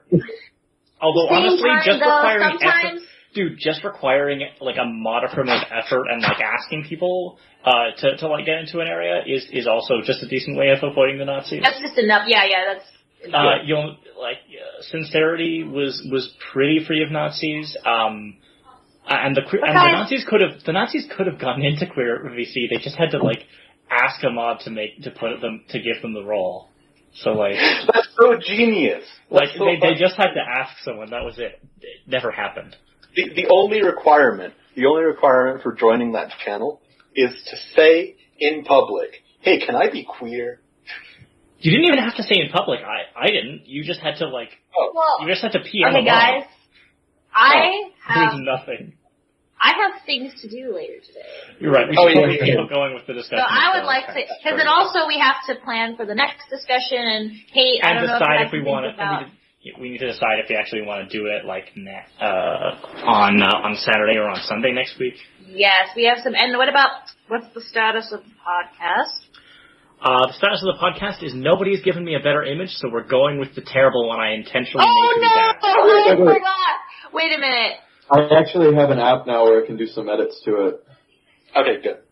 If somebody wants to do an edit, I can postpone. A good picture of Ayn Rand and a good picture of Wittgenstein. Okay, I can postpone putting this out for like a couple of days if we want to. No, just put it out. We can always change the image afterwards. That's fair. We can change the image. Yeah. After I'm done, after this meeting is done, I'll do some like finalized edits to the first recording I have access to, post it. I'm gonna keep talking. And then the platform I'm using has the option to export it like as a video for YouTube, and if you have like a certain amount of people regularly paying attention to it, straight up just post to YouTube. And then I can set it up with other things like Apple Podcasts or whatever. Okay, yeah. I mean, let me know if there's anything I can do. I do really appreciate you taking the lead on this. And then for meetings starting this one on, I'm keeping track of everyone who has been in the group, in the chat, so that I can like post like who was there for the discussion with them. But the previous ones don't have that. Yeah, that's fair. Moving my arm voluntarily. Beautiful. All right. I like that thing where he said he had the example, imagine like moving your arm and then like it wasn't actually happening. Like or something. What was that example? Do you remember what I'm talking about? Yeah, I actually did it. No, it was your arm. Oh, I know he mentioned like you're moving your finger and but if it's not touched you can't do it, and I like when he was doing that I like moved my fingers because I had the weird like thought of what if I couldn't. Because it says, imagine doing this. Yeah, 624. In the laboratory when subjected to an electric current, for example, someone says with his eyes shut, I am moving my arm up and down, though his arm is not moving. So, we say, he has the special feeling of making that movement. Move your arm to and fro with your eyes shut.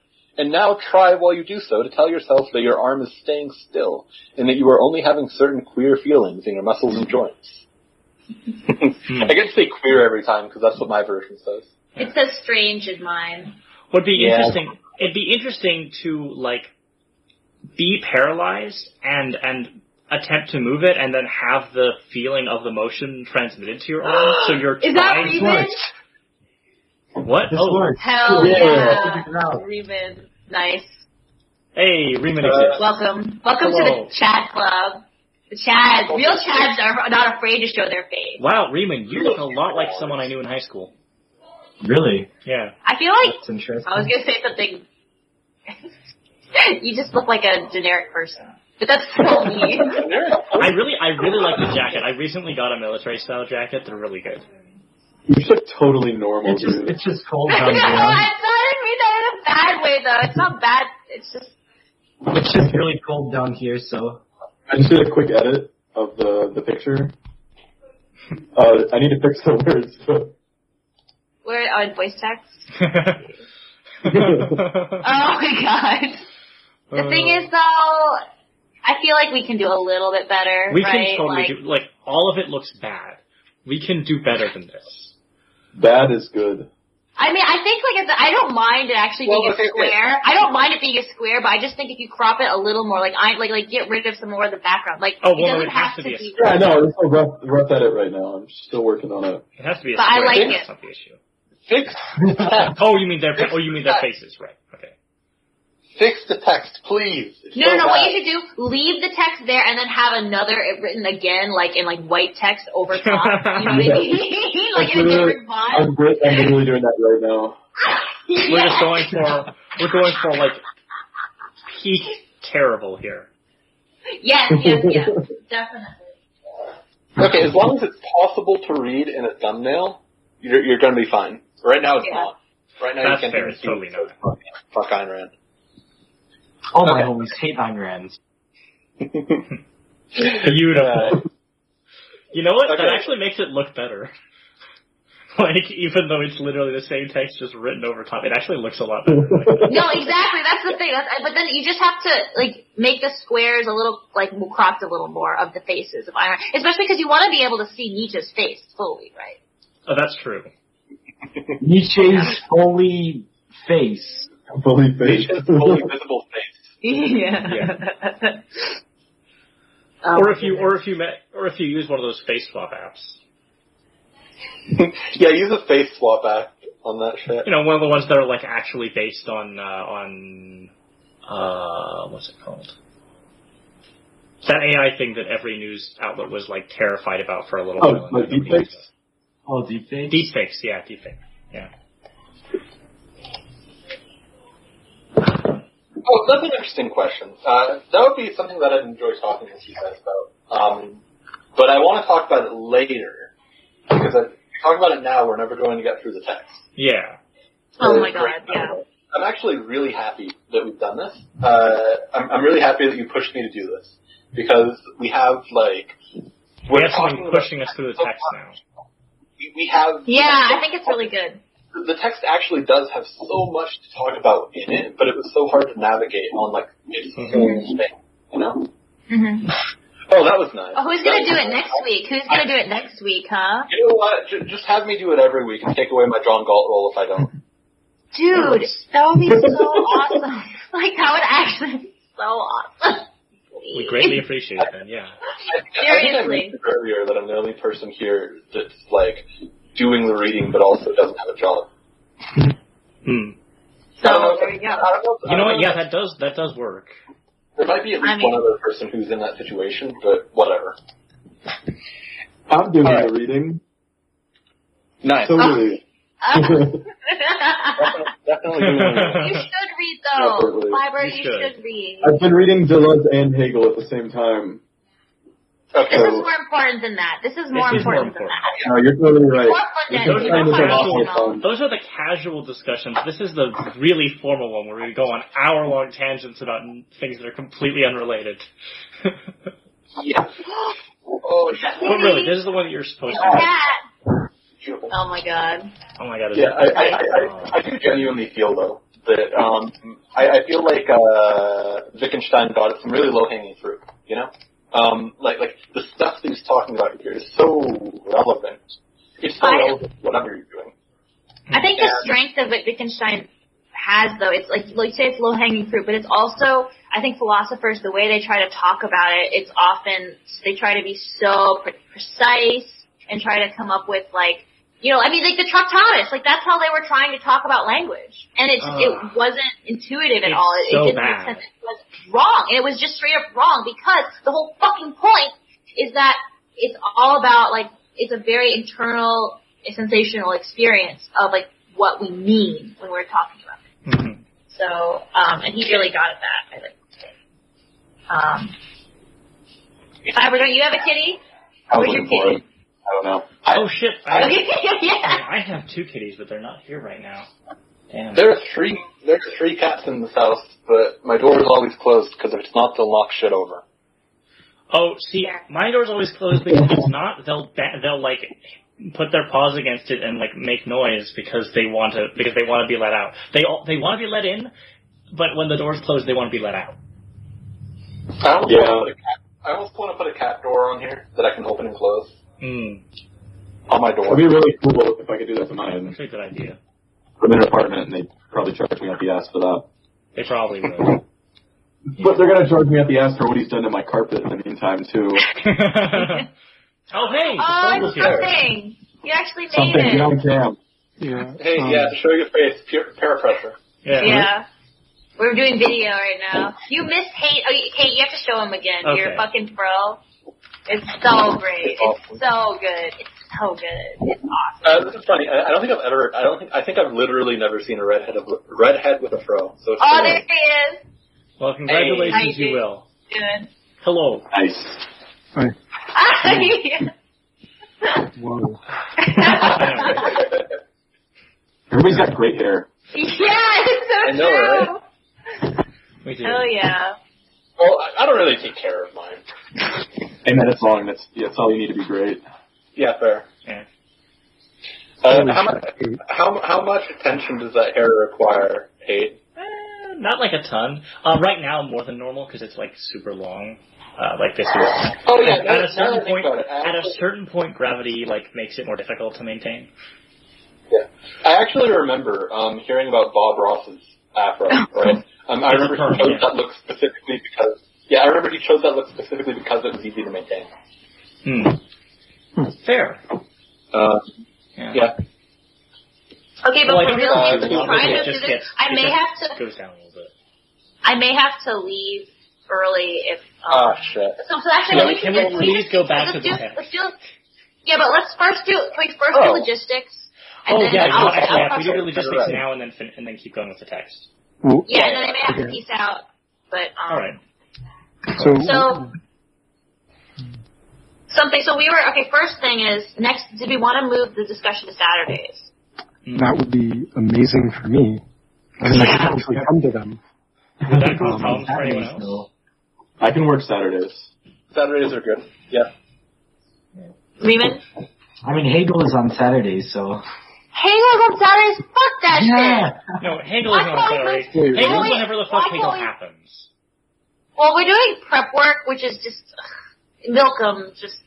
Yeah. Hegel is whenever Hegel can happen. Wait, since Hegel had it on Saturdays? like Wednesday last time. I don't know why Hegel's on Saturdays, but can we do Hegel on Sundays now? Can we just do Hegel on Sundays? Milcom isn't available on Sundays. He's available. Milcom is, I don't give a shit.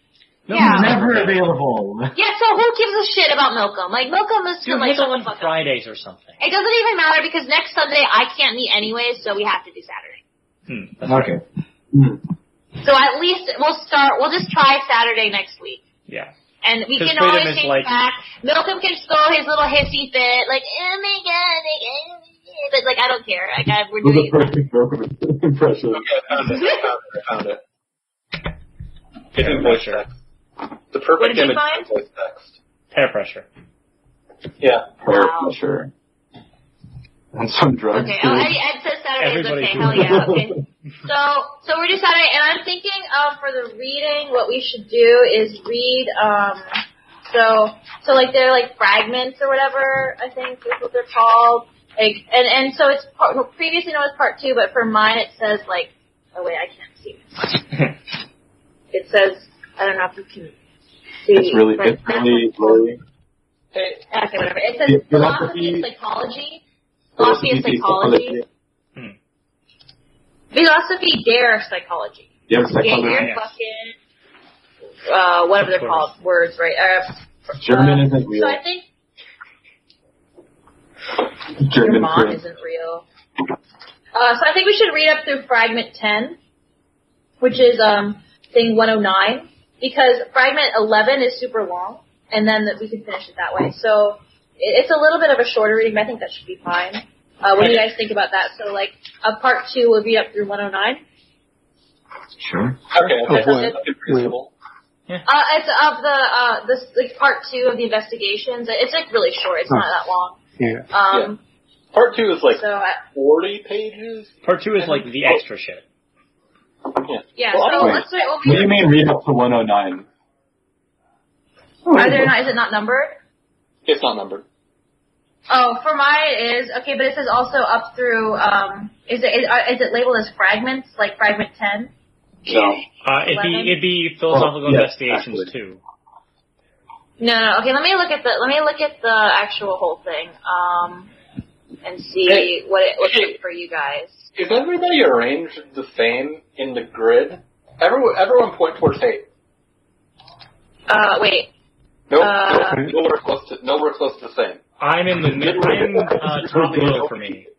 Literally nobody except hate just pointed towards hate. Hate, you're top middle? Yeah, I point towards me. Nice.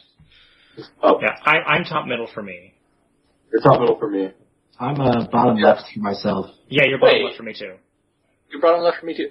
Wait, then Foibah, why did you point the wrong way? No, it is. Guys, it is. No. So, like, you see... So right now, I should be pointing to freedom. You're pointing to me.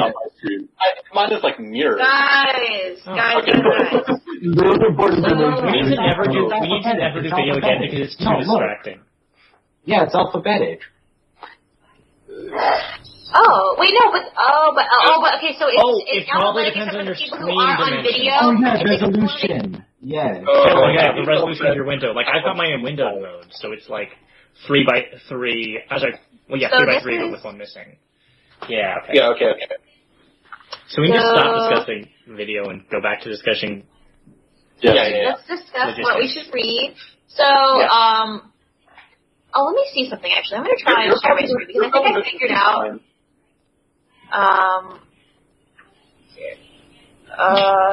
Shit. Okay, wait a second. Hold on a second. Let me see if I can do this. Long cat. Let me see if I can. Wrong cat. All kinds of Is this going to work? Can you see this?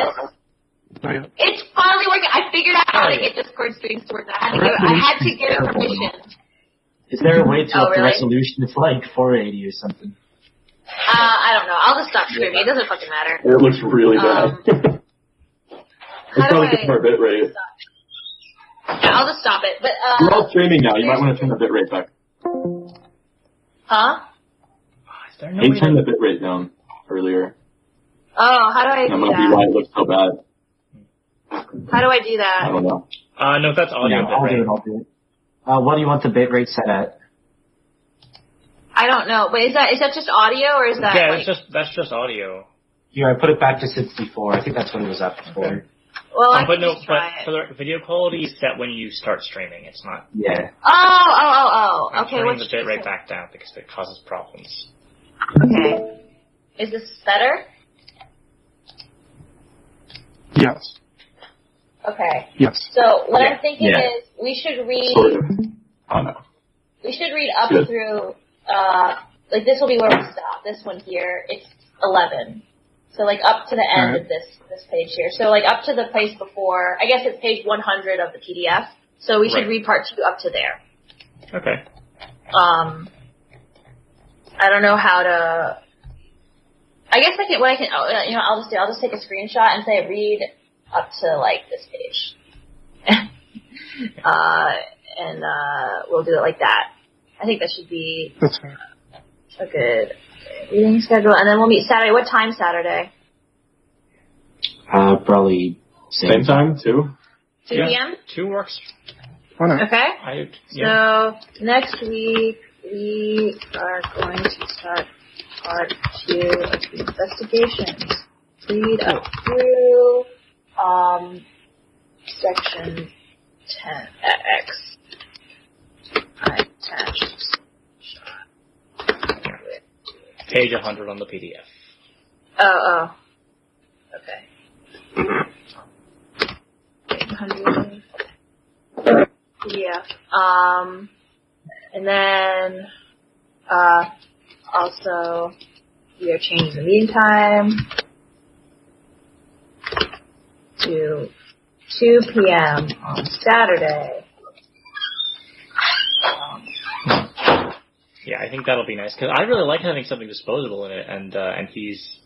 Yeah, me too. And it's on like Saturday. 5:30 right now, which is usually after. So that the would end. be August 15th. Yeah.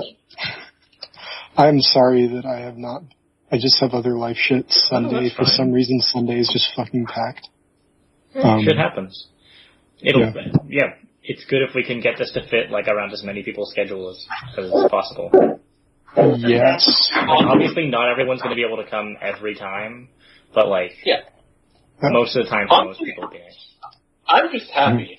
I'm just really happy that we have 6 whole people here who are not just here, but willing to show their faces. That's great. Yeah. You're actually human. I kind of thought we would deteriorate into like 2 or 3 people per week really quickly. Mm-hmm. I just want everybody to acknowledge me for like keeping this shit together. I feel like I had a pivotal role in this shit. Like I invested effort into trying to make sure people. Yeah, but Monkey, you're also not on camera, so like it doesn't matter. You're not real, Monkey. You might as well be a robot. Also, in fairness, I think I'm the only other person that's attended every meeting, even though I didn't do all the readings. Well, you had a period where you didn't come for a couple weeks. You were busy. I remember you helped your sister move or some shit, and so you didn't come for a couple weeks. And you were like, you were about to give up. You were like, I don't know if I can justify doing this, blah, blah, blah, blah, blah. And then you came back. Then we pulled you back in because of Wittgenstein. It was great. Yeah. I missed some of the midpoint of Wittgenstein. I caught up on so much reading all at once. It was great. I have literally been to every single meeting, and I plan to continue to do so. I did not think that for some reason I don't remember missing meetings. I thought that I had gone to the meetings but not done the reading. No, that did happen a couple times. But... Okay, so there were also meetings that I missed. Okay. Yes, I remember, because there was one where it was like me and Gal, which I really missed. I don't know what happened to him. I loved Gal. He was so sweet. He was so nice and so humble. He is. And I love his Irish accent. Yeah. I really want him back when we can have him, yeah. I know. I added him last week and he never responded. I don't even think he's been on, at all, which is really sad. Maybe I should DM him and see what's up. But I don't even know. Maybe he's just not on Discord anymore. Shit happens. I thought he was still on the server. He's still on the server. No, he is. He just hasn't been online. Mm-hmm. Again, he hasn't even responded, I don't think I DM'd him. I think I just asked. So,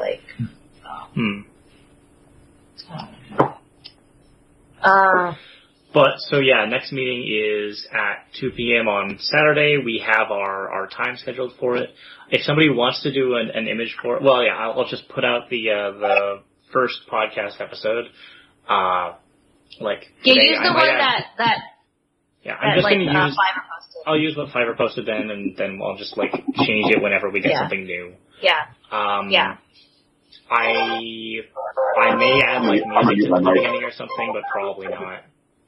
I mean, do whatever. It doesn't matter. At this point, these podcasts are just for us more than for anyone else. It's basically just a very easy way to try and get more people in because we already have these recordings. Mm-hmm. And also it's also easier to find things in an RSS feed than in our terrible, Discord channel with, people talking about the episodes in between. Yeah. And so, okay, so I think we're good to go with logistics, right? Mm-hmm. Yeah. Okay, cool. Monkey's leaving soon too. So yeah, we should go through the last bit of this. Alright, yeah, we still have a bit left.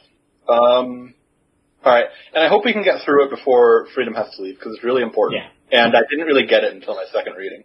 Okay, so let's go. Okay, well... Alright, so, let's see, how much do we have left here? A decent amount, but... Alright. In the next section, Wittgenstein goes through several examples, which all have a common theme. When interrupted, you may remember well what you were going to... Oh, and now that I think about it, the common theme which I'm talking about here is the contextuality, right? And actually... Oh, wait, no, I'm actually talking about a different common theme here. I'm just rereading my notes here. Okay. When interrupted, you may remember well what you were going to say if asked to continue, but you will still have to interpret your memories in order to say it back. When reading, you must interpret the words on the page. And then he goes through the example of the private map, where you interpret a map and use it to find your way about, but can't explain how you use it. And what he has to say about these examples is to look on the language at 656 here. he said, look on the language game as the primary thing, and look on the feelings, etc., as you look on a way of regarding the language game as interpretation. And I think that that's a really important point, right? Like, he's specifically saying, look at the language game itself in order to understand what's going on in all of these situations. Right. And I definitely did love all of them are like connected to the language game, and it's the factor that's like confusing if you're thinking about it differently. Mm-hmm. Yeah. Yeah, I definitely skimmed over this, so if anybody has anything else to say about that. Wait, I'm sorry, I think I kind of wasn't fully paying attention to when you started, but like, what were We're all your points? incredibly surprised by that, Freedom. Sorry. No, but, what? So it's hard to refocus because we just changed topics like so much, and we were just thinking about other things, and then going back right into the text. Okay. So what were you?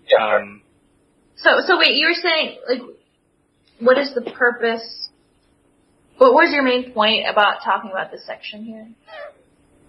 It has a common theme, and that area in specific talks about like how language, how the language game is like the important like factor in all these situations. The language game itself, the playing of the language game, is the important thing to recognize when you're trying to understand how these situations work. As opposed to all the other analysis he does. Like what other analysis? Let's go to the first example, right, which is the interruption. 633. You were interrupted a while ago. Do you still know what you were going to say? If I do not know and say it, does that mean that I had already thought it before, only not said it? No. Unless you take the certainty with which I continually interrupt a sentence as criterion of the thoughts already having been completed at that time. But of course, the situation and the thoughts which I had contained all sorts of things to help the continuation of the sentence. Well, I think, this is getting back into the beetle in the box thing. Like, the only thing that's, like, real is, like, the actual words said out loud, the actual externalized communication, not... Well, not even that. It's that you didn't have the thoughts, like, pre-made. Like, you could continue the thought you were having, but you hadn't necessarily even finished, like, putting that into words to speak. You just had the abstract that you were going to continue to turn into words. Well, yeah, and I really also, like, later on, I think is that, the words aren't already, like, created in your head. Oh, yeah. On 635, you say, I was going to say, you remember various details, but not even all of them together show this intention. It is as if a snapshot of a scene had been taken, but only a few scattered details of it were to be seen. Here a hand, there a bit of a face or a hat, the rest is dark. And now, it is as if I knew quite certainly what the whole picture represented. As if I could read the darkness. I think it was Callie and they made it themselves. I think it was actually Foibah. But yeah, I mean, I like that.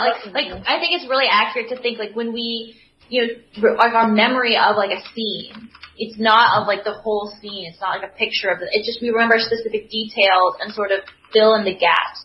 And, like, it have an impression that it's remembering the whole thing, but actually we're not. It's just, it feels that way. It's sort of like the way you remember a dream. I feel like what happens in your dream is not, like, a fully realized, detailed reality. It's just you remember specific, sensations that, like, but they don't, it's not like there was an actual virtual reality of your dream happening. It was just, like, those isolated instances that you were aware and perceived were going on. Mm-hmm. And your brain filled in the rest, yeah. Yeah, it talks later about specifically filling in a picture, right? Yeah, exactly, yeah. Yeah, and that's a lot like how we, that is what he's describing is how we form our ideas into, like, things we can actually say.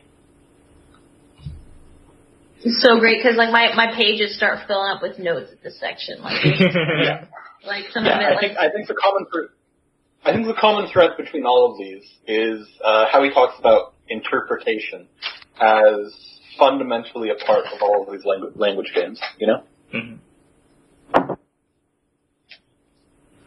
Reading a message across the page. Remember the map. Yeah.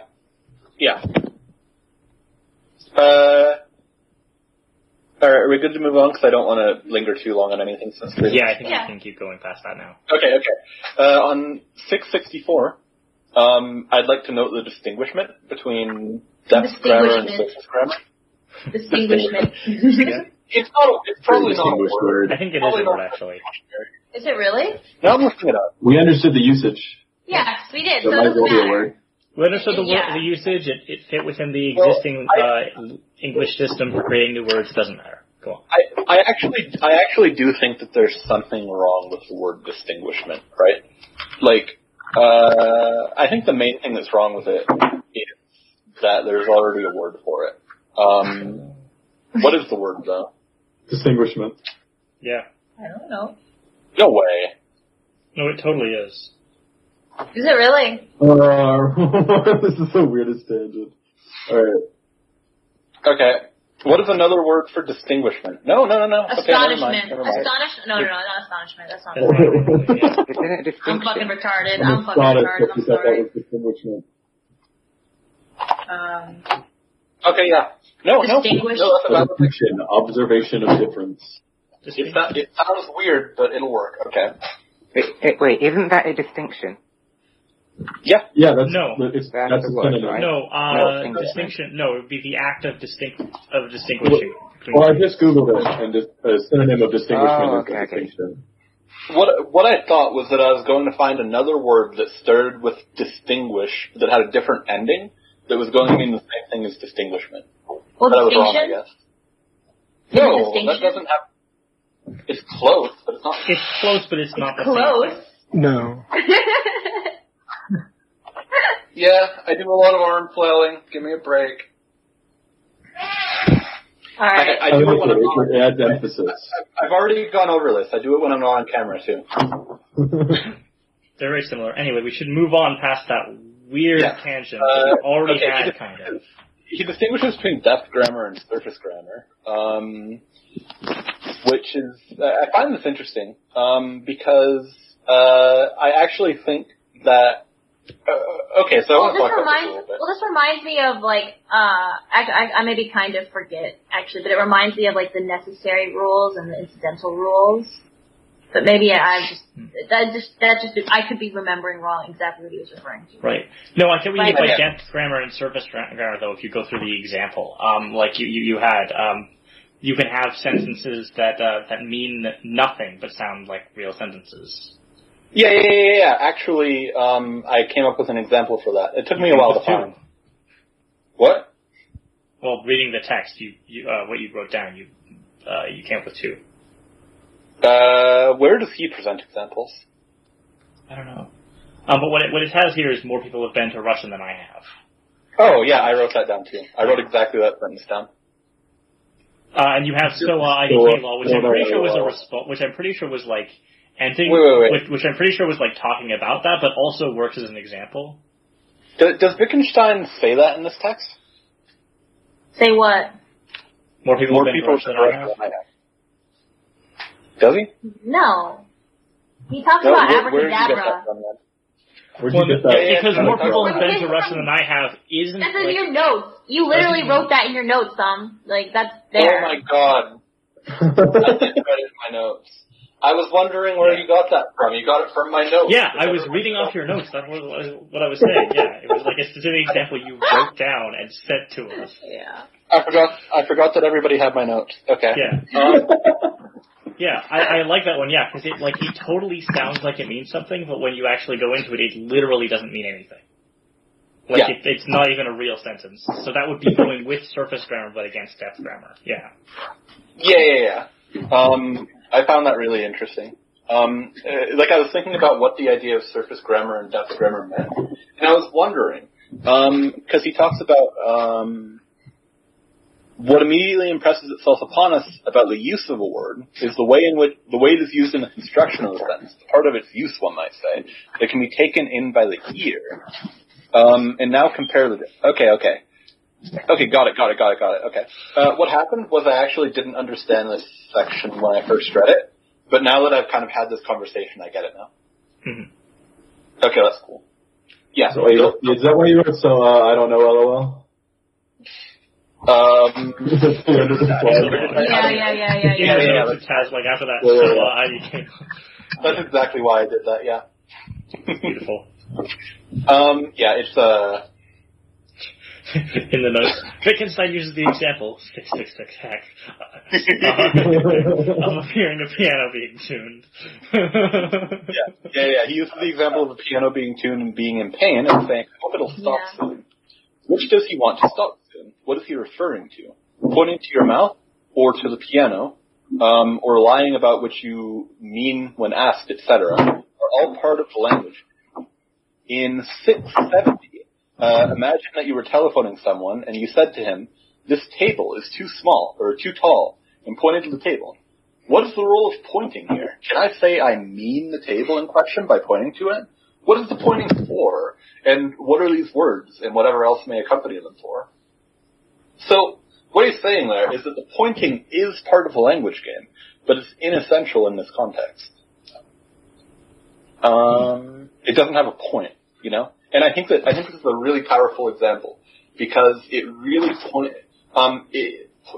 to the fact that we use language games specifically in order to affect other people.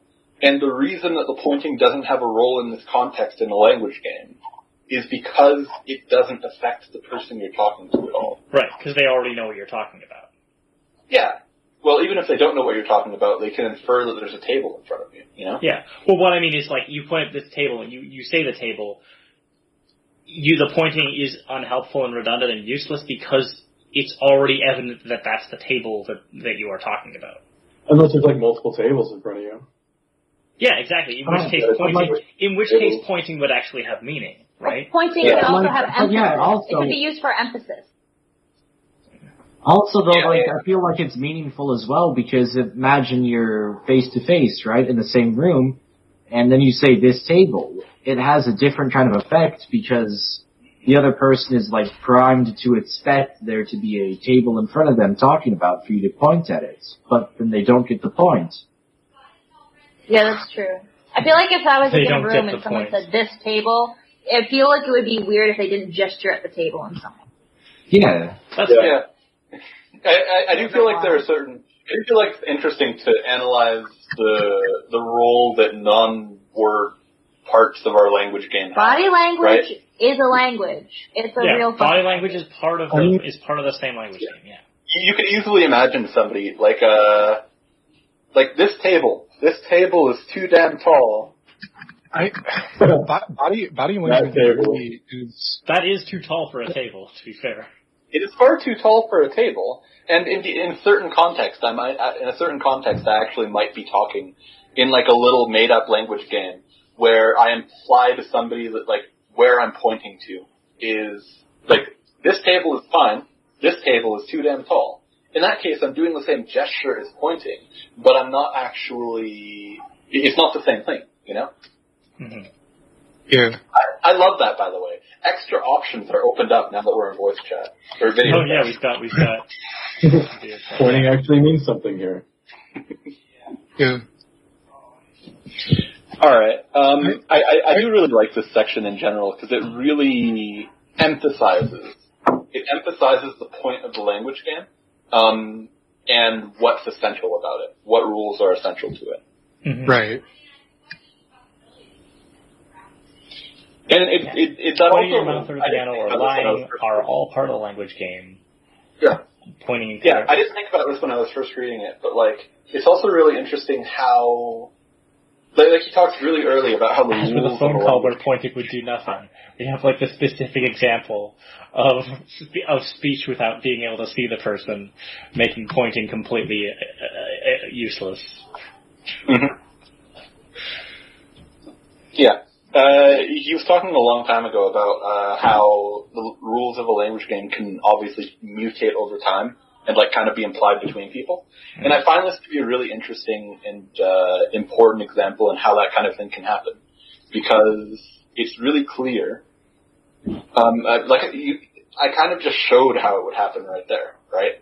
The meaning of this gesture right here just mutated without me even, like I wouldn't have had to say the words that I said in order for it to mutate, you know?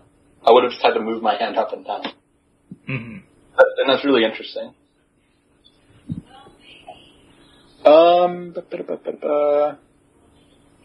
Alright. So, let's see. He kind of jumps here. It's kind of a jump, it's kind of not a jump, but he starts talking about meaningless and not that, right? 682-ish. Yeah. You said it'll stop soon. Were you thinking of the noise or of your pain? Ed said something about, just like an aside thing, but that, right, yeah. In comparison to, in-person verbal communication, talking, like, using technology primarily is a lot less natural, and people are, but you can just read it. I don't know why I'm trying to parallel. Humans evolved verbal and nonverbal language in a context where there was no telephone. This is probably why our instinctual communication is not adapted to a phone call. There are useless parts. Yeah. Although to be fair, most of that stuff also wouldn't apply if you were shouting at someone over like a distance. Like there are instances in which verbal communication with most nonverbal language not being noticeable, like still applied that we would have had to adapt to a long time ago. Well, shouting at somebody over a distance is like a really. I think the more obvious example is just talking to somebody around a corner. You know. Like there's just a tree between you. Or you're not facing each other or whatever. Yeah, there are instances, but they are significantly more common now. Where that's fair. Isn't relevant. I think we should go to the bit where you're talking about 682. Yeah. He presents the idea that you could mean both. When he's talking about you said it'll stop soon. Were you thinking of the noise or of your pain? You could be talking about both. You could very easily mean both. You could lie in either direction. Like you have a lot of options open here. And to make the idea that he's getting at more clear here, in 683 he talks about drawing a head, which looks rather like M, but you intend to represent N. He asks if you establish or report a connection in such a case, and if there already was one. Here, Wittgenstein further emphasizes the contextuality of language and its use as an instrument. So I think that what he's saying is like, what you mean depends on what you're trying to affect in the other person, if that makes sense. Does that seem like a reasonable interpretation? Yeah, I think so. Mm-hmm. Yeah. I feel like I'm going almost a little farther than text here when I say that, but like I feel like that's solid. Yeah. Yeah. All right. We're almost at the end. All right. Last paragraph. Finally, he establishes the connection between what it is to mean something and the thing that you mean. He goes back to the mathematical series. When I teach someone the formation of the series, I surely mean him to write. When I teach someone the formation of the series blank, I surely mean him to write blank at the 100th place. Quite right. You mean it, and evidently without necessarily even thinking of it. And what he's saying here is that when you mean something, I wrote N here, you can perfectly well mean, when you mean N, you can perfectly well mean him without thinking of him. And that this resolves the issues we were facing with meaning, which all arise from the idea that connection was actively being established. That you were like thinking of the connection as you were saying the words you were saying.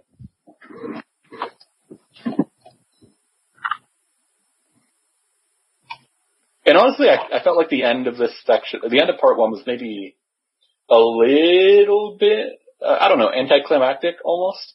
He doesn't do like a big summary of what he means in all of this. He's just like, butter. He just goes on a little side note about butter. Yep.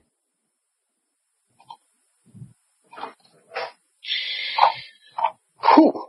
Man, that was a lot. Jesus Christ. That was a good job.